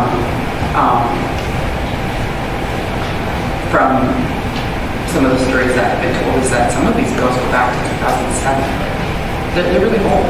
And is there an opportunity for them to do a work program or something to work this off so that they're not incurring that? Because I don't think you're not dealing with people who have a large amount of money in the bank account, as I stated. So is there an opportunity for them to do some type of work program or something?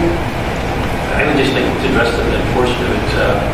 Again, I'll go back to if they're registered tribal members and they're eligible for IHS, we will take them. If we don't take them there, we pay the bill. We sign a lien against that individual. But very seldom do we receive payment. Very seldom. So it's in our best interest to take as many people as we can to IHS and they fall so that we don't get stuck paying that bill. So I think the instances that you referred to where people have been sent those types of medicals are few and far between, honestly. I don't think it's a standard procedure that we want to be a part of. We would rather send them to IHS or get medical care that they deserve. And in many cases, they're seeing their original providers and stuff like that. So it's a better situation all the way around if we take them to IHS, and that's what we certainly strive to do. And if it's a case where a tribal member is in, and we try to, when we take the IHS, they'll send us a bill because we've been told, this is my understanding, that if they're a tribal member and being held on a non-tribal charge, meaning when they're brought in by city, county, by patrol, IHS won't cover that bill. They'll bill us for it. Right, because the county is responsible for their medical care. Yeah. Just like the state is responsible for the medical care, they're incarcerated individuals. Thank you, Deanna. I'm going to turn the floor over to Vivian Gill Chickenhawk. She's been an advocate for a lot of our tribal members that went through the court system and law enforcement system. And after that, I appreciate everybody that's raising their hands. We'll get to you. After Vivian, I think it was Francis back there. Hi there, good afternoon. My name is Vivian Gill, and yes, I've been working for the Public Defender's Office for several years at the tribe. Don and I go way back for quite a while. Just thought I'd mention that to you. But my question to Don is, on Monday mornings, can you take all those charges and take them into IHS? Because they have 72 hours to pay those bills. And then, then that way you don't have to worry about liens, you don't have to worry about those paperworks and stuff. The other thing is we have a common enemy, and that's meth. It doesn't matter what color we are, who we come from, how much money we have in the bank. It's killing us. It's killing us. It's killing our kids. It's easy money, and it's fast money for our kids. And it's highly addictive. And you all know that. But we need to kind of join forces. We really do, to try to eradicate that. We have an interstate here. We have state jurisdiction. We have tribal jurisdiction. We need to get a force together.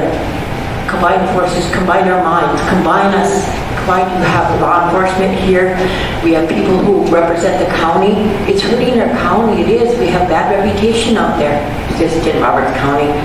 So can we join forces? That would be my recommendation, to try to get it. We had a gang task force, I think, in the 90s. We can do that again. I would suggest that. The other thing is, my concern is that we have, and I know people can hide things. I know they do everything they can to keep that drug in their system, but do we have a Dakota staff that works there for you? People who know relatives, who know, oh, he's just using, oh, he's just doing that, or she's just doing that, who knows our community? Do we have anybody that works there that is Dakota in Roberts County? We have had them in the past, and they have since come out to work for the tribal law enforcement. Okay.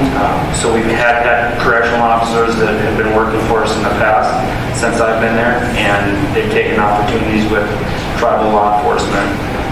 A lot of them use corrections as a stepping stone into a law enforcement career. And the tribal police department has a significantly bigger police department than our sheriff's office. So the opportunities for them to use tribal corrections to work their way up to a police officer is much greater. So we often lose a lot of those correctional officers to those opportunities. I know we lost, 3 or 4 officers to when the incident in Minneapolis happened, Floyd George. You know, they were asking for, they were giving a lot of money. Yes. So we lost several of them. But is that something we can correct? We don't have to have a police officer, but we can have somebody within the jail system to work with you. They can even take them to IHS or whatever you want to do. But I thought that was kind of part of our MOU agreement years ago. Was that part of it? They have been, like if an appointment's been set up at IHS, they will come transport them to the doctor. They'll come up and do tribal court. So their correctional officers do come up and interact with them and answer their questions. What I guess I'm talking to is inside the jail. When somebody complains about not enough food, they're treating us bad, we need somebody in there to arbitrate that, to say, oh no, that's not correct. We're hiring if you can find us some employees. We have, right now, we have approximately 9 people working in our correctional facility, and we have room for 22.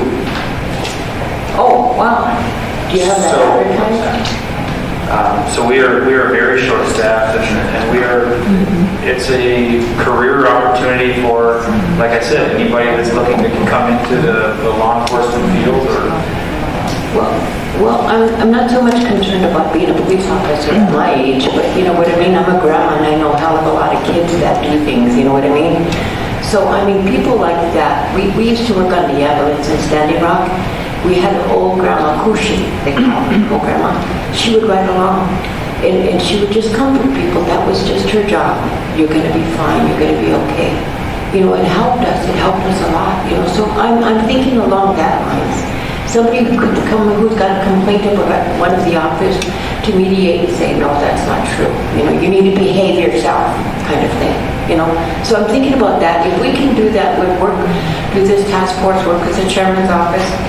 The other thing too is, you know, I've had a lot of clients who tried to commit suicide.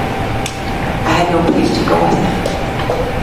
Could won't take them because they think they're violent or whatever. And also detox. I have so many people who are just stone drunk on drugs and stuff, and DTs is a medical emergency, you know, so, and I have no place to go. I mean, is there somewhere you can set aside somewhere where you can monitor people? Detox is a medical emergency, you know that? We do have, like Sheriff Ravel said before, we have isolation cells that have cameras that keep anybody that's in any other kind of medical, whether it be medical issues, any possibility of DTs, that's one of the questions they're asked when they come in. How many DT issues? Yeah, DT issues, overdose, kind of need to We monitor. hold such a close eye on them. Yeah. Until they, or some of the DTs, but yeah, anybody that has any kind of, expressed any kind of medical issues, suicide, we keep them on camera. And we are, the Roberts County Sheriff's Office is also part of a pilot program in the state of South Dakota for telemedicine and mental health. We're one of approximately 8 counties in the whole state that has every one of our officers and our jail has a telemedicine iPad. If anybody is in some sort of mental health crisis, makes some sort of suicidal statement or has any kind of suicidal ideation, we have the capability to log them on to an iPad immediately and have them meet with a qualified mental health specialist that very second. That mental health specialist will take them through the same qualified mental health questions that a doctor would at CDP. And then once that meeting is completed, the person on the other end of that iPad will make a determination on what the next steps for them are. Whether it's the next steps for the jail staff to take, as far as, if they make a determination that it's not a critical incident that we need to intervene in immediately. But if they do make a determination that it's important that we intervene right away, they will start the paperwork for us to get them to whether it's Aberdeen, Sioux Falls, or Yankton. They will start that process for us right away. Okay, so we have that. Yes. So if I had a person who's trying to commit suicide or overdose, before I go there, do you guys carry Narcan? Yes. Okay, everybody there? Yes. Okay, good, thank you. The other thing is if I have somebody who's trying to commit or who's really blasted drunk and I don't know, I can come there then and just say, you guys can help us? You can actually call us right to your house. Okay. We can, it would have been in the past that, prior to telemedicine capabilities that we have now, in the past, in those situations, an officer would have showed up at their house and had to make a split-second decision with no real significant medical training. They may have had to make that decision whether to arrest them for their own safety and hold them until they can see a doctor, or to drive away and leave them there and hope for the best. Now with the telemedicine capabilities that we have through this pilot program, we're able to go to that scene right in the comfort of their own home, sometimes right at their kitchen table. They're able to meet with that qualified mental health specialist, and they will make the determination right then and there if that person is deemed to be safe to stay at home, or if some intervention needs to be made and we need to take them with us. In most of those cases, a lot of people really appreciate the comfort of knowing that when they're done with that meeting, that person is going to make a medical decision on their best interest, whether to either leave them at home or to take them in. If we take them in, we take them into the hospital, and the hospital already has the information from the Avera eHealth to expedite the process and get them on the way to whatever medical care that they're going to need going further. Okay, wonderful. That's great news. I guess that's all I have, but the detox, you're capable of keeping them for detox? Yes, we are, unless it becomes something that's beyond our medical capabilities, and then we will get them transported up to CDP to help them through that process. Okay, from here on, I'll say opposite, set. But yeah, the other thing, going back a little bit, maybe that task force will help us combat the enemy, but we also maybe have a liaison or a group of people putting our this messed up. It's terrible. It's terrible. It is. We've only seen an increase over the last couple of years. It used to be something hard for us to find, and now it seems like you can find it almost everywhere. Everywhere, exactly. In the last 8 months, 9 months that I've spent my time at the sheriff's office, I've seen higher quantities of meth than I've seen in my career. Yes, it is out there. Thank you so much. Thank you. I think just a quick question. You mentioned rehab in the lakes. Can you give us an update on what's going on in your new facility outside IHS there? Well, that would be up to the chairman and to the council. Okay. We're not looking for anything secretive. We're just... That's top secret. No, we have one patient over there right now. But I appreciate Vivian representing one of our elders on System Up in Oyate. Just for time's sake, I'm going to take a couple more questions. I seen three people that raised their hands. We're going to come from, we're going to hear from District Chairman's Association. We're going to go Francis. Then we got Karen over here. Then we got an elder back here. So we appreciate your time. We want to keep this working relationship with you guys, with leadership. So with that, we respect your time too. So with that, former councilman, now district chair, Francis Crawford, if you could share the mic with Bianca. I'm pretty sure Anki will share your mic. Is there a mic, available mic up there? Oh, okay.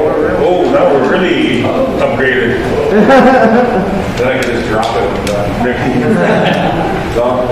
First thing I heard, about that I disagree with is our members that are incarcerated at Roberts County where they can't be seen at IHS. So I just texted the CEO at IHS and he said, it doesn't matter where they're sitting for, which county, or whatever, but as long as they're beneficiaries for the IHS units, they can be seen there. So, excuse me? I think you said that. Yeah, but earlier it was said that some of our tribe members, when they're incarcerated by the county or by the cities, that they can't be seen at IHS. If that's, I just spoke to any tribal members, versus tribal members, and you did IHS, unless it's outside. And it's not just the members, as long as you're a beneficiary for the IHS. So if it's a legal descendant, whatever, they can be seen there. Okay. The other thing is I understand the whole process when it comes to Sheriff Apple here. Myself in law enforcement before, and so is Karen. When people are sentenced to, they're not hotels. I always call it the crowbar hotel. It's not meant to be a safe kind of sit there. I mean, it's not like a regular hotel. You gotta pay the price for sitting there. I understand that. But in the same sense, we talked about, it was brought up earlier, how many of our Dakota people work there? And I understand, it's hard to keep people working right now because of the pandemic and whatnot. But at one time, our law enforcement, when our facility was decommissioned here, our jailers were kind of given to the county at the tribe's expense to work for and under that jail roof, and the tribe would still continue to pay for their salaries.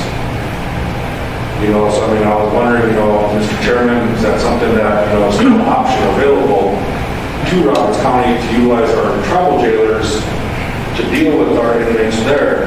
So if they have a medical emergency or whatnot, our tribal jailers would then transport those members to and from their appointments or whatnot. So like I said, I do know that was something that was afforded to the county years ago. And I don't know why why it was never accepted. But if it's still out there, because our jailers are probably just sitting over here in the office twiddling their thumbs or whatever, when they could be, Sheriff Apple's jailers could be, attending, maybe they got other things they got to do too. And if our jailers were there, they could handle our own prisoners there. I mean, as long as it's still, allowed by the commissioners as well. They do. They do come up and do the transports to medical and handle private work. They do, but they just don't stay up there. So they still come back here.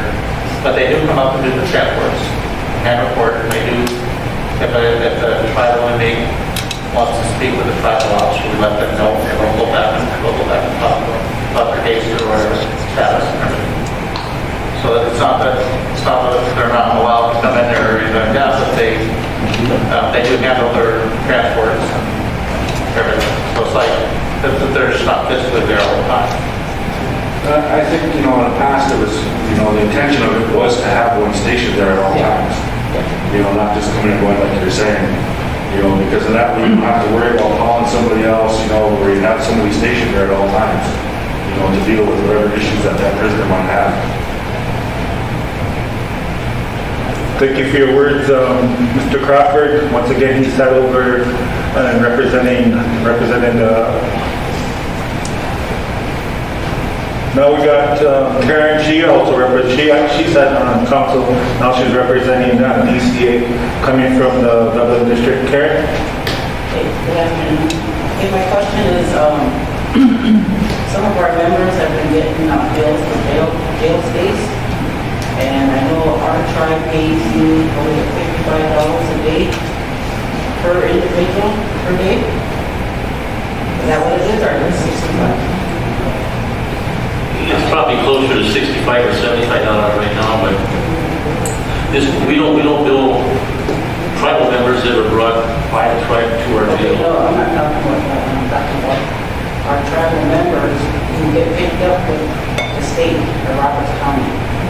Right, they are charged $25 a day plus any other expenses they incur while they're there.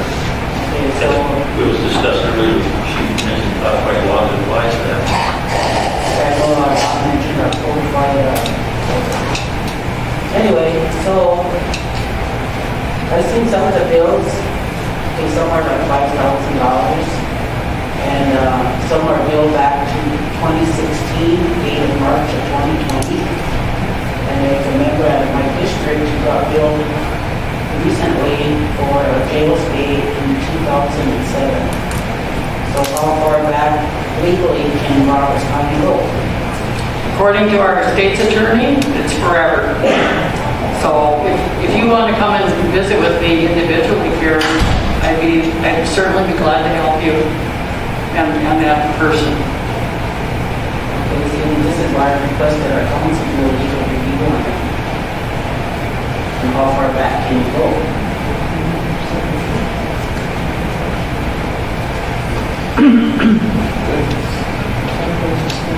But anyway, I talked to some of the members who received billing from Roberts County for jail stays, and they have been incarcerated at Marshall County and Cottington County, and they don't get bills from those counties. It's just Roberts County.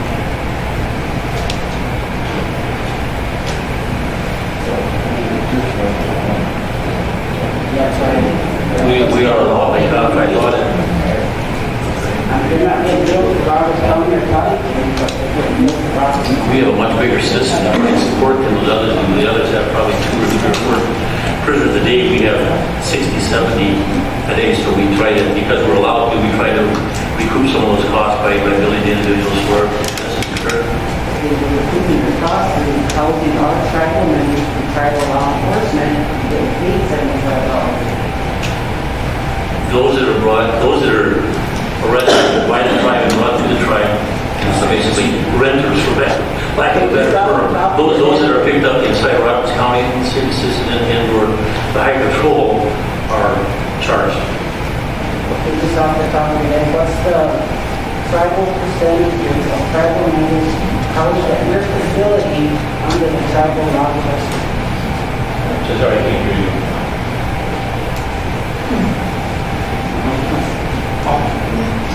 Okay, what's the percentage of the tribal members picked up by tribal law enforcement housed at your facility? How's that what? Percentage of the tribal members housed by tribal law enforcement at your facility? That's a hard number to give just based on the fact that we house for multiple counties that no longer have jails. We even have the Walworth County that's even brings prisoners all the way, or inmates all the way from Walworth County to our facility. Currently, I think as of today, we have almost 15 U.S. Marshal Service inmates there as well. Typically we try to cut off our intakes for the tribal police department at around 65 inmates. So once we get to about that 65 inmate mark, unfortunately, it makes it difficult at that time to continue to bring in inmates that the tribal police are arresting, which is really, in my opinion, unfortunate because it makes their job even tougher for them. Or victims of crimes that they might be dealing with, to have to let that offender right back out onto the street because they don't have some place for them to go, even if it's temporary. So I know that we often turn away a much greater number of people from the tribal police than what we would like. And I say what we would like just based on the fact that it only hurts tribal members and tribal law enforcement when we're not able to help them out. What's your maximum capacity? 74. 74, and you said 65 for the tribal? 65 is what we consider capacity when it comes to continuing to bring in inmates for the tribal police. Once we get to that 65 mark, we start to screen who they're bringing into our facility based on the severity of the offense that person may be committing. If the tribal police are just out on patrol and they come across an individual who has a 8-year-old warrant for $150, they're going to know that they're not going to waste the bed space bringing that person in. They're going to save that bed for that individual who has committed a more serious crime or a crime against somebody else. So I just hope that's not happening to turn out somebody that $50 warrant. I don't know that's happening. Thank you for answering her questions. I'm going to go one more because we're out of time. This is Janelle Cook. She's a non-Hall district chairwoman. So with that, I'm going to be drop that. Yes, I have one question. Do you guys not honor the statute of limitations here in South Dakota? Or what's going on with the statute of limitations in Roberts County? Is it something you're referring to? To our inmates. It's supposed to be 7 years. Did somebody change that since I've been alive out here, or what? I've been advised by our state's attorney, so I guess that would be a question for our state's attorney. Well, could you find out for us? I sure could. Thank you. Yep. I know we had a couple more. I apologize because we keeping our time with everybody at the panel, and I appreciate you guys making time for us. Because these are concerns that are coming from our membership on the Sisquam and way after. The leadership that represents them, they want their questions answered, and also the district chairman's association. I appreciate you guys being here, so being a part of this. And hopefully soon we can meet back again and continue our relationship with us so we can address our issues and move forward and we can work these out. So with that in closing, I'm going to give the floor over to Madam Secretary. Okay, I just want to say thank you to the county commissioners for making time to come out and hear our concerns. And I just want to close with this. We can't hide from the fact that racial profiling exists in Roberts County. And all of the incarcerations begin with the traffic stops. And some time ago, in 2006, there was the Equal Justice Commission report that came out. And one of the recommendations was to identify some counties and make them pilot projects. And that's something that I would still like to see happen, where all the traffic stops that occur in Roberts County are identified by race. And I think that would really shed light on the racial profiling that goes on and the over-incarceration or mass incarceration of our people in South Dakota as a whole. But as tribal leaders, we have an obligation to protect our people from racial profiling, injustice, and oppression, and the systemic institutional racism that exists in the jails, the hospitals, and the courts. It's been going on for way too long. And this is the first time that I know of that the county commissioners actually came to the table to visit with us about these things. So I do appreciate that. It's an uncomfortable topic, but it has to be said. And some of the solutions, I mean, honestly, black people are getting shot and killed by the police. And Indian people are not shot and killed by the police here, but the racial profiling is what locks them up, gets them incarcerated, and some by their own actions. Because we all want a safe community, and by no means, I'm not advocating to set everyone free, but there needs to be equal justice. There needs to be,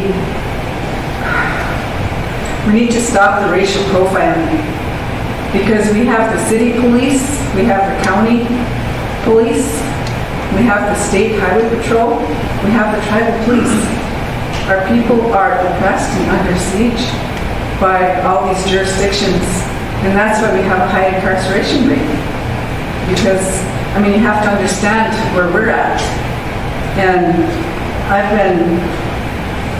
it's been on my mind for many years, because I've seen what incarceration does to our people. I've seen the changes that it creates within them, when they're locked up at a young age. And a lot of them would not be locked up if they had money for an attorney, if they didn't accept plea bargains. Because in Roberts County, you're forced into a plea bargain and you still end up locked up in the prison system. But we brought some issues to the table, so I just wanted to run down some solutions that I thought we could just think about. And one of them is to decrease the jail population. And how? That would be to approve the pilot project where law enforcement, city and county, identified by race all traffic stops. It's where the incarceration begins. 2, create an advocacy program for inmate needs or concerns, allow them access to the jail to visit all inmates at Roberts County Jail and the surrounding county jails that you mentioned, where the overflow goes. Because a lot of these people, they need somebody to help them from the outside. And we talked about the old bills.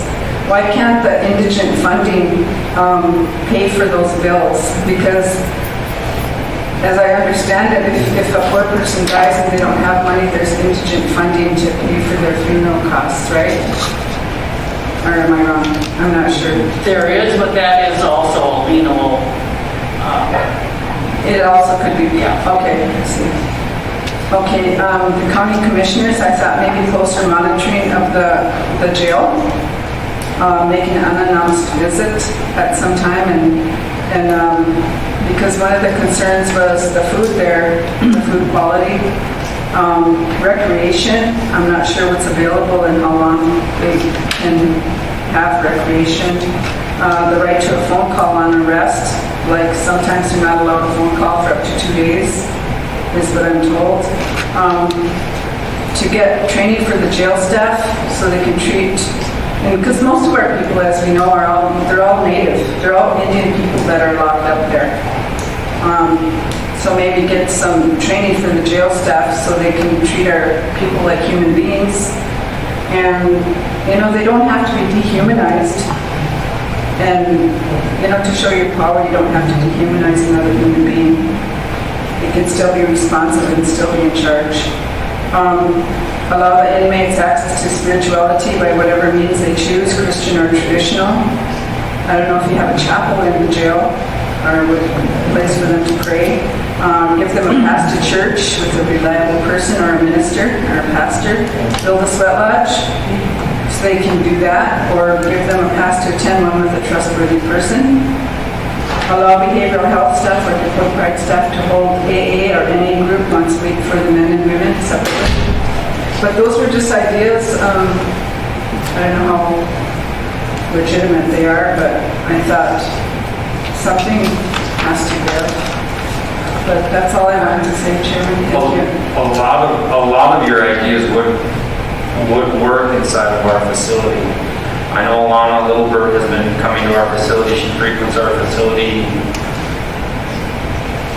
once, twice, every week. So she comes and provides some of those services. But the more resources that we have, we are not trying to keep those resources from the inmates that we have. In the short time I've been a police officer, I am well aware the trauma that comes with both the decision to use drugs or other mind-inhibiting substances, or what happens after that. And I'd be doing everybody in this room a disservice if I didn't clarify that a disproportionate number of the people bringing larger amounts of illegal drugs into our area are not Native Americans. They are every other ethnicity that you can imagine, and they're coming into our communities, and they're infiltrating our communities, and they're preying on the people that are here, regardless of your race. And that's something that we're continuing to fight. Every bit of help that we can get from all of the Native Americans in our community, all of the races in our community, is to fight against those people that are preying on the weak. Whether it's more punishment for them and less for the others.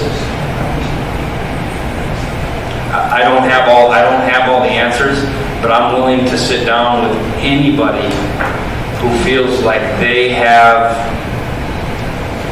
something to bring to the table to create some sort of solution to all people.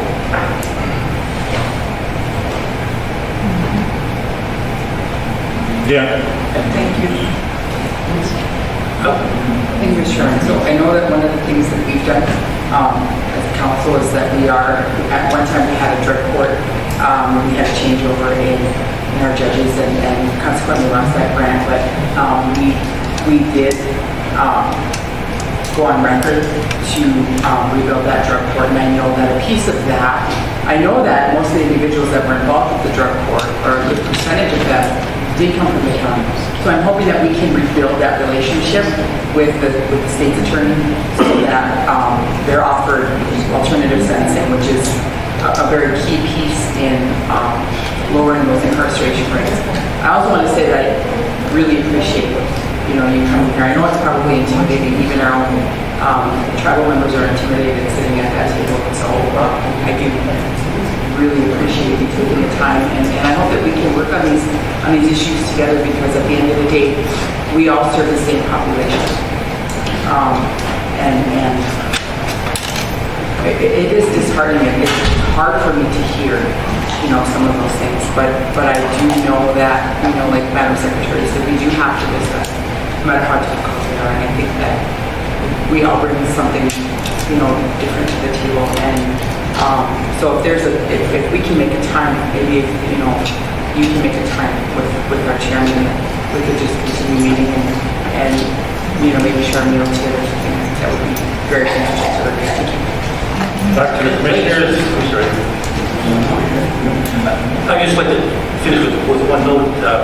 Your desire to get together on a regular basis and have communication is important. There was a period of time when I first came on here about 7 years ago, and Jay Johnson and myself here were meeting with the tribal chairman regularly, like 3-4 times a year, not to discuss necessarily jail issues, but just issues in general as they came up. One of the things we were able to do, I think it's going to be completed this fall, is work with your transportation department and get a bridge to be built up here in Flats. That was a joint effort between the county and the tribe. We talked about a lot of those kinds of things, and then things just kind of fell apart because of administration changes, COVID set in, and the whole thing fell apart. But I, for one, be glad to meet with you on a regular basis. I'm sure Hayward is already the rest of the individuals sitting here at the table, because we realize the importance of living in the same community and striving for the same things all your life. So yes, let's continue to do that. I'm sorry? Let's continue to do that. Yes, more welcome.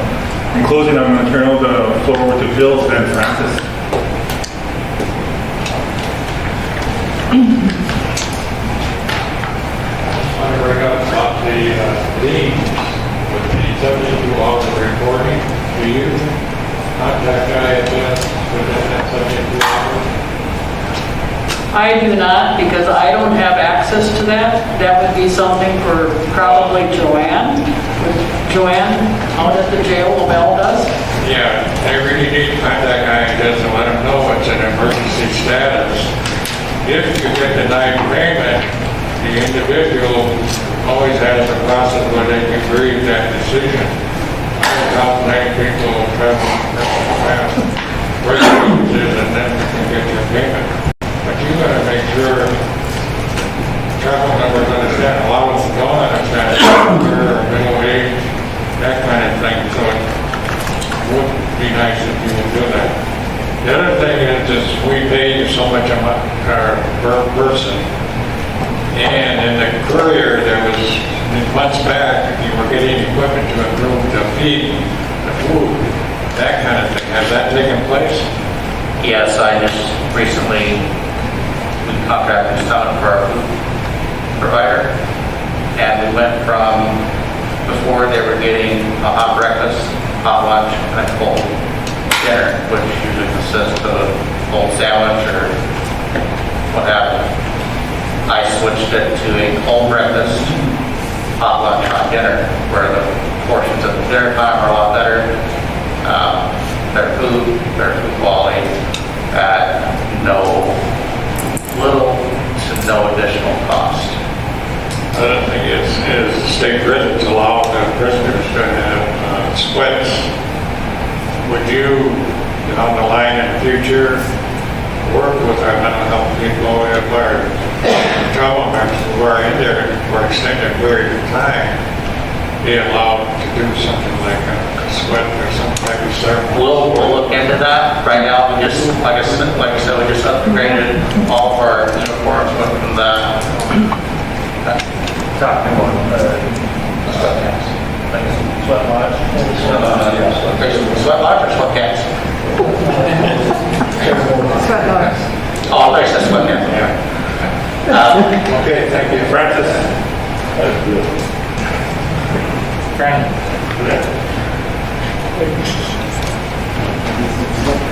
Mr. Chairman, on behalf of the Calvert District, I appreciate you inviting us to this meeting that you had with the county commissioners and Sheriff Apple and his staff.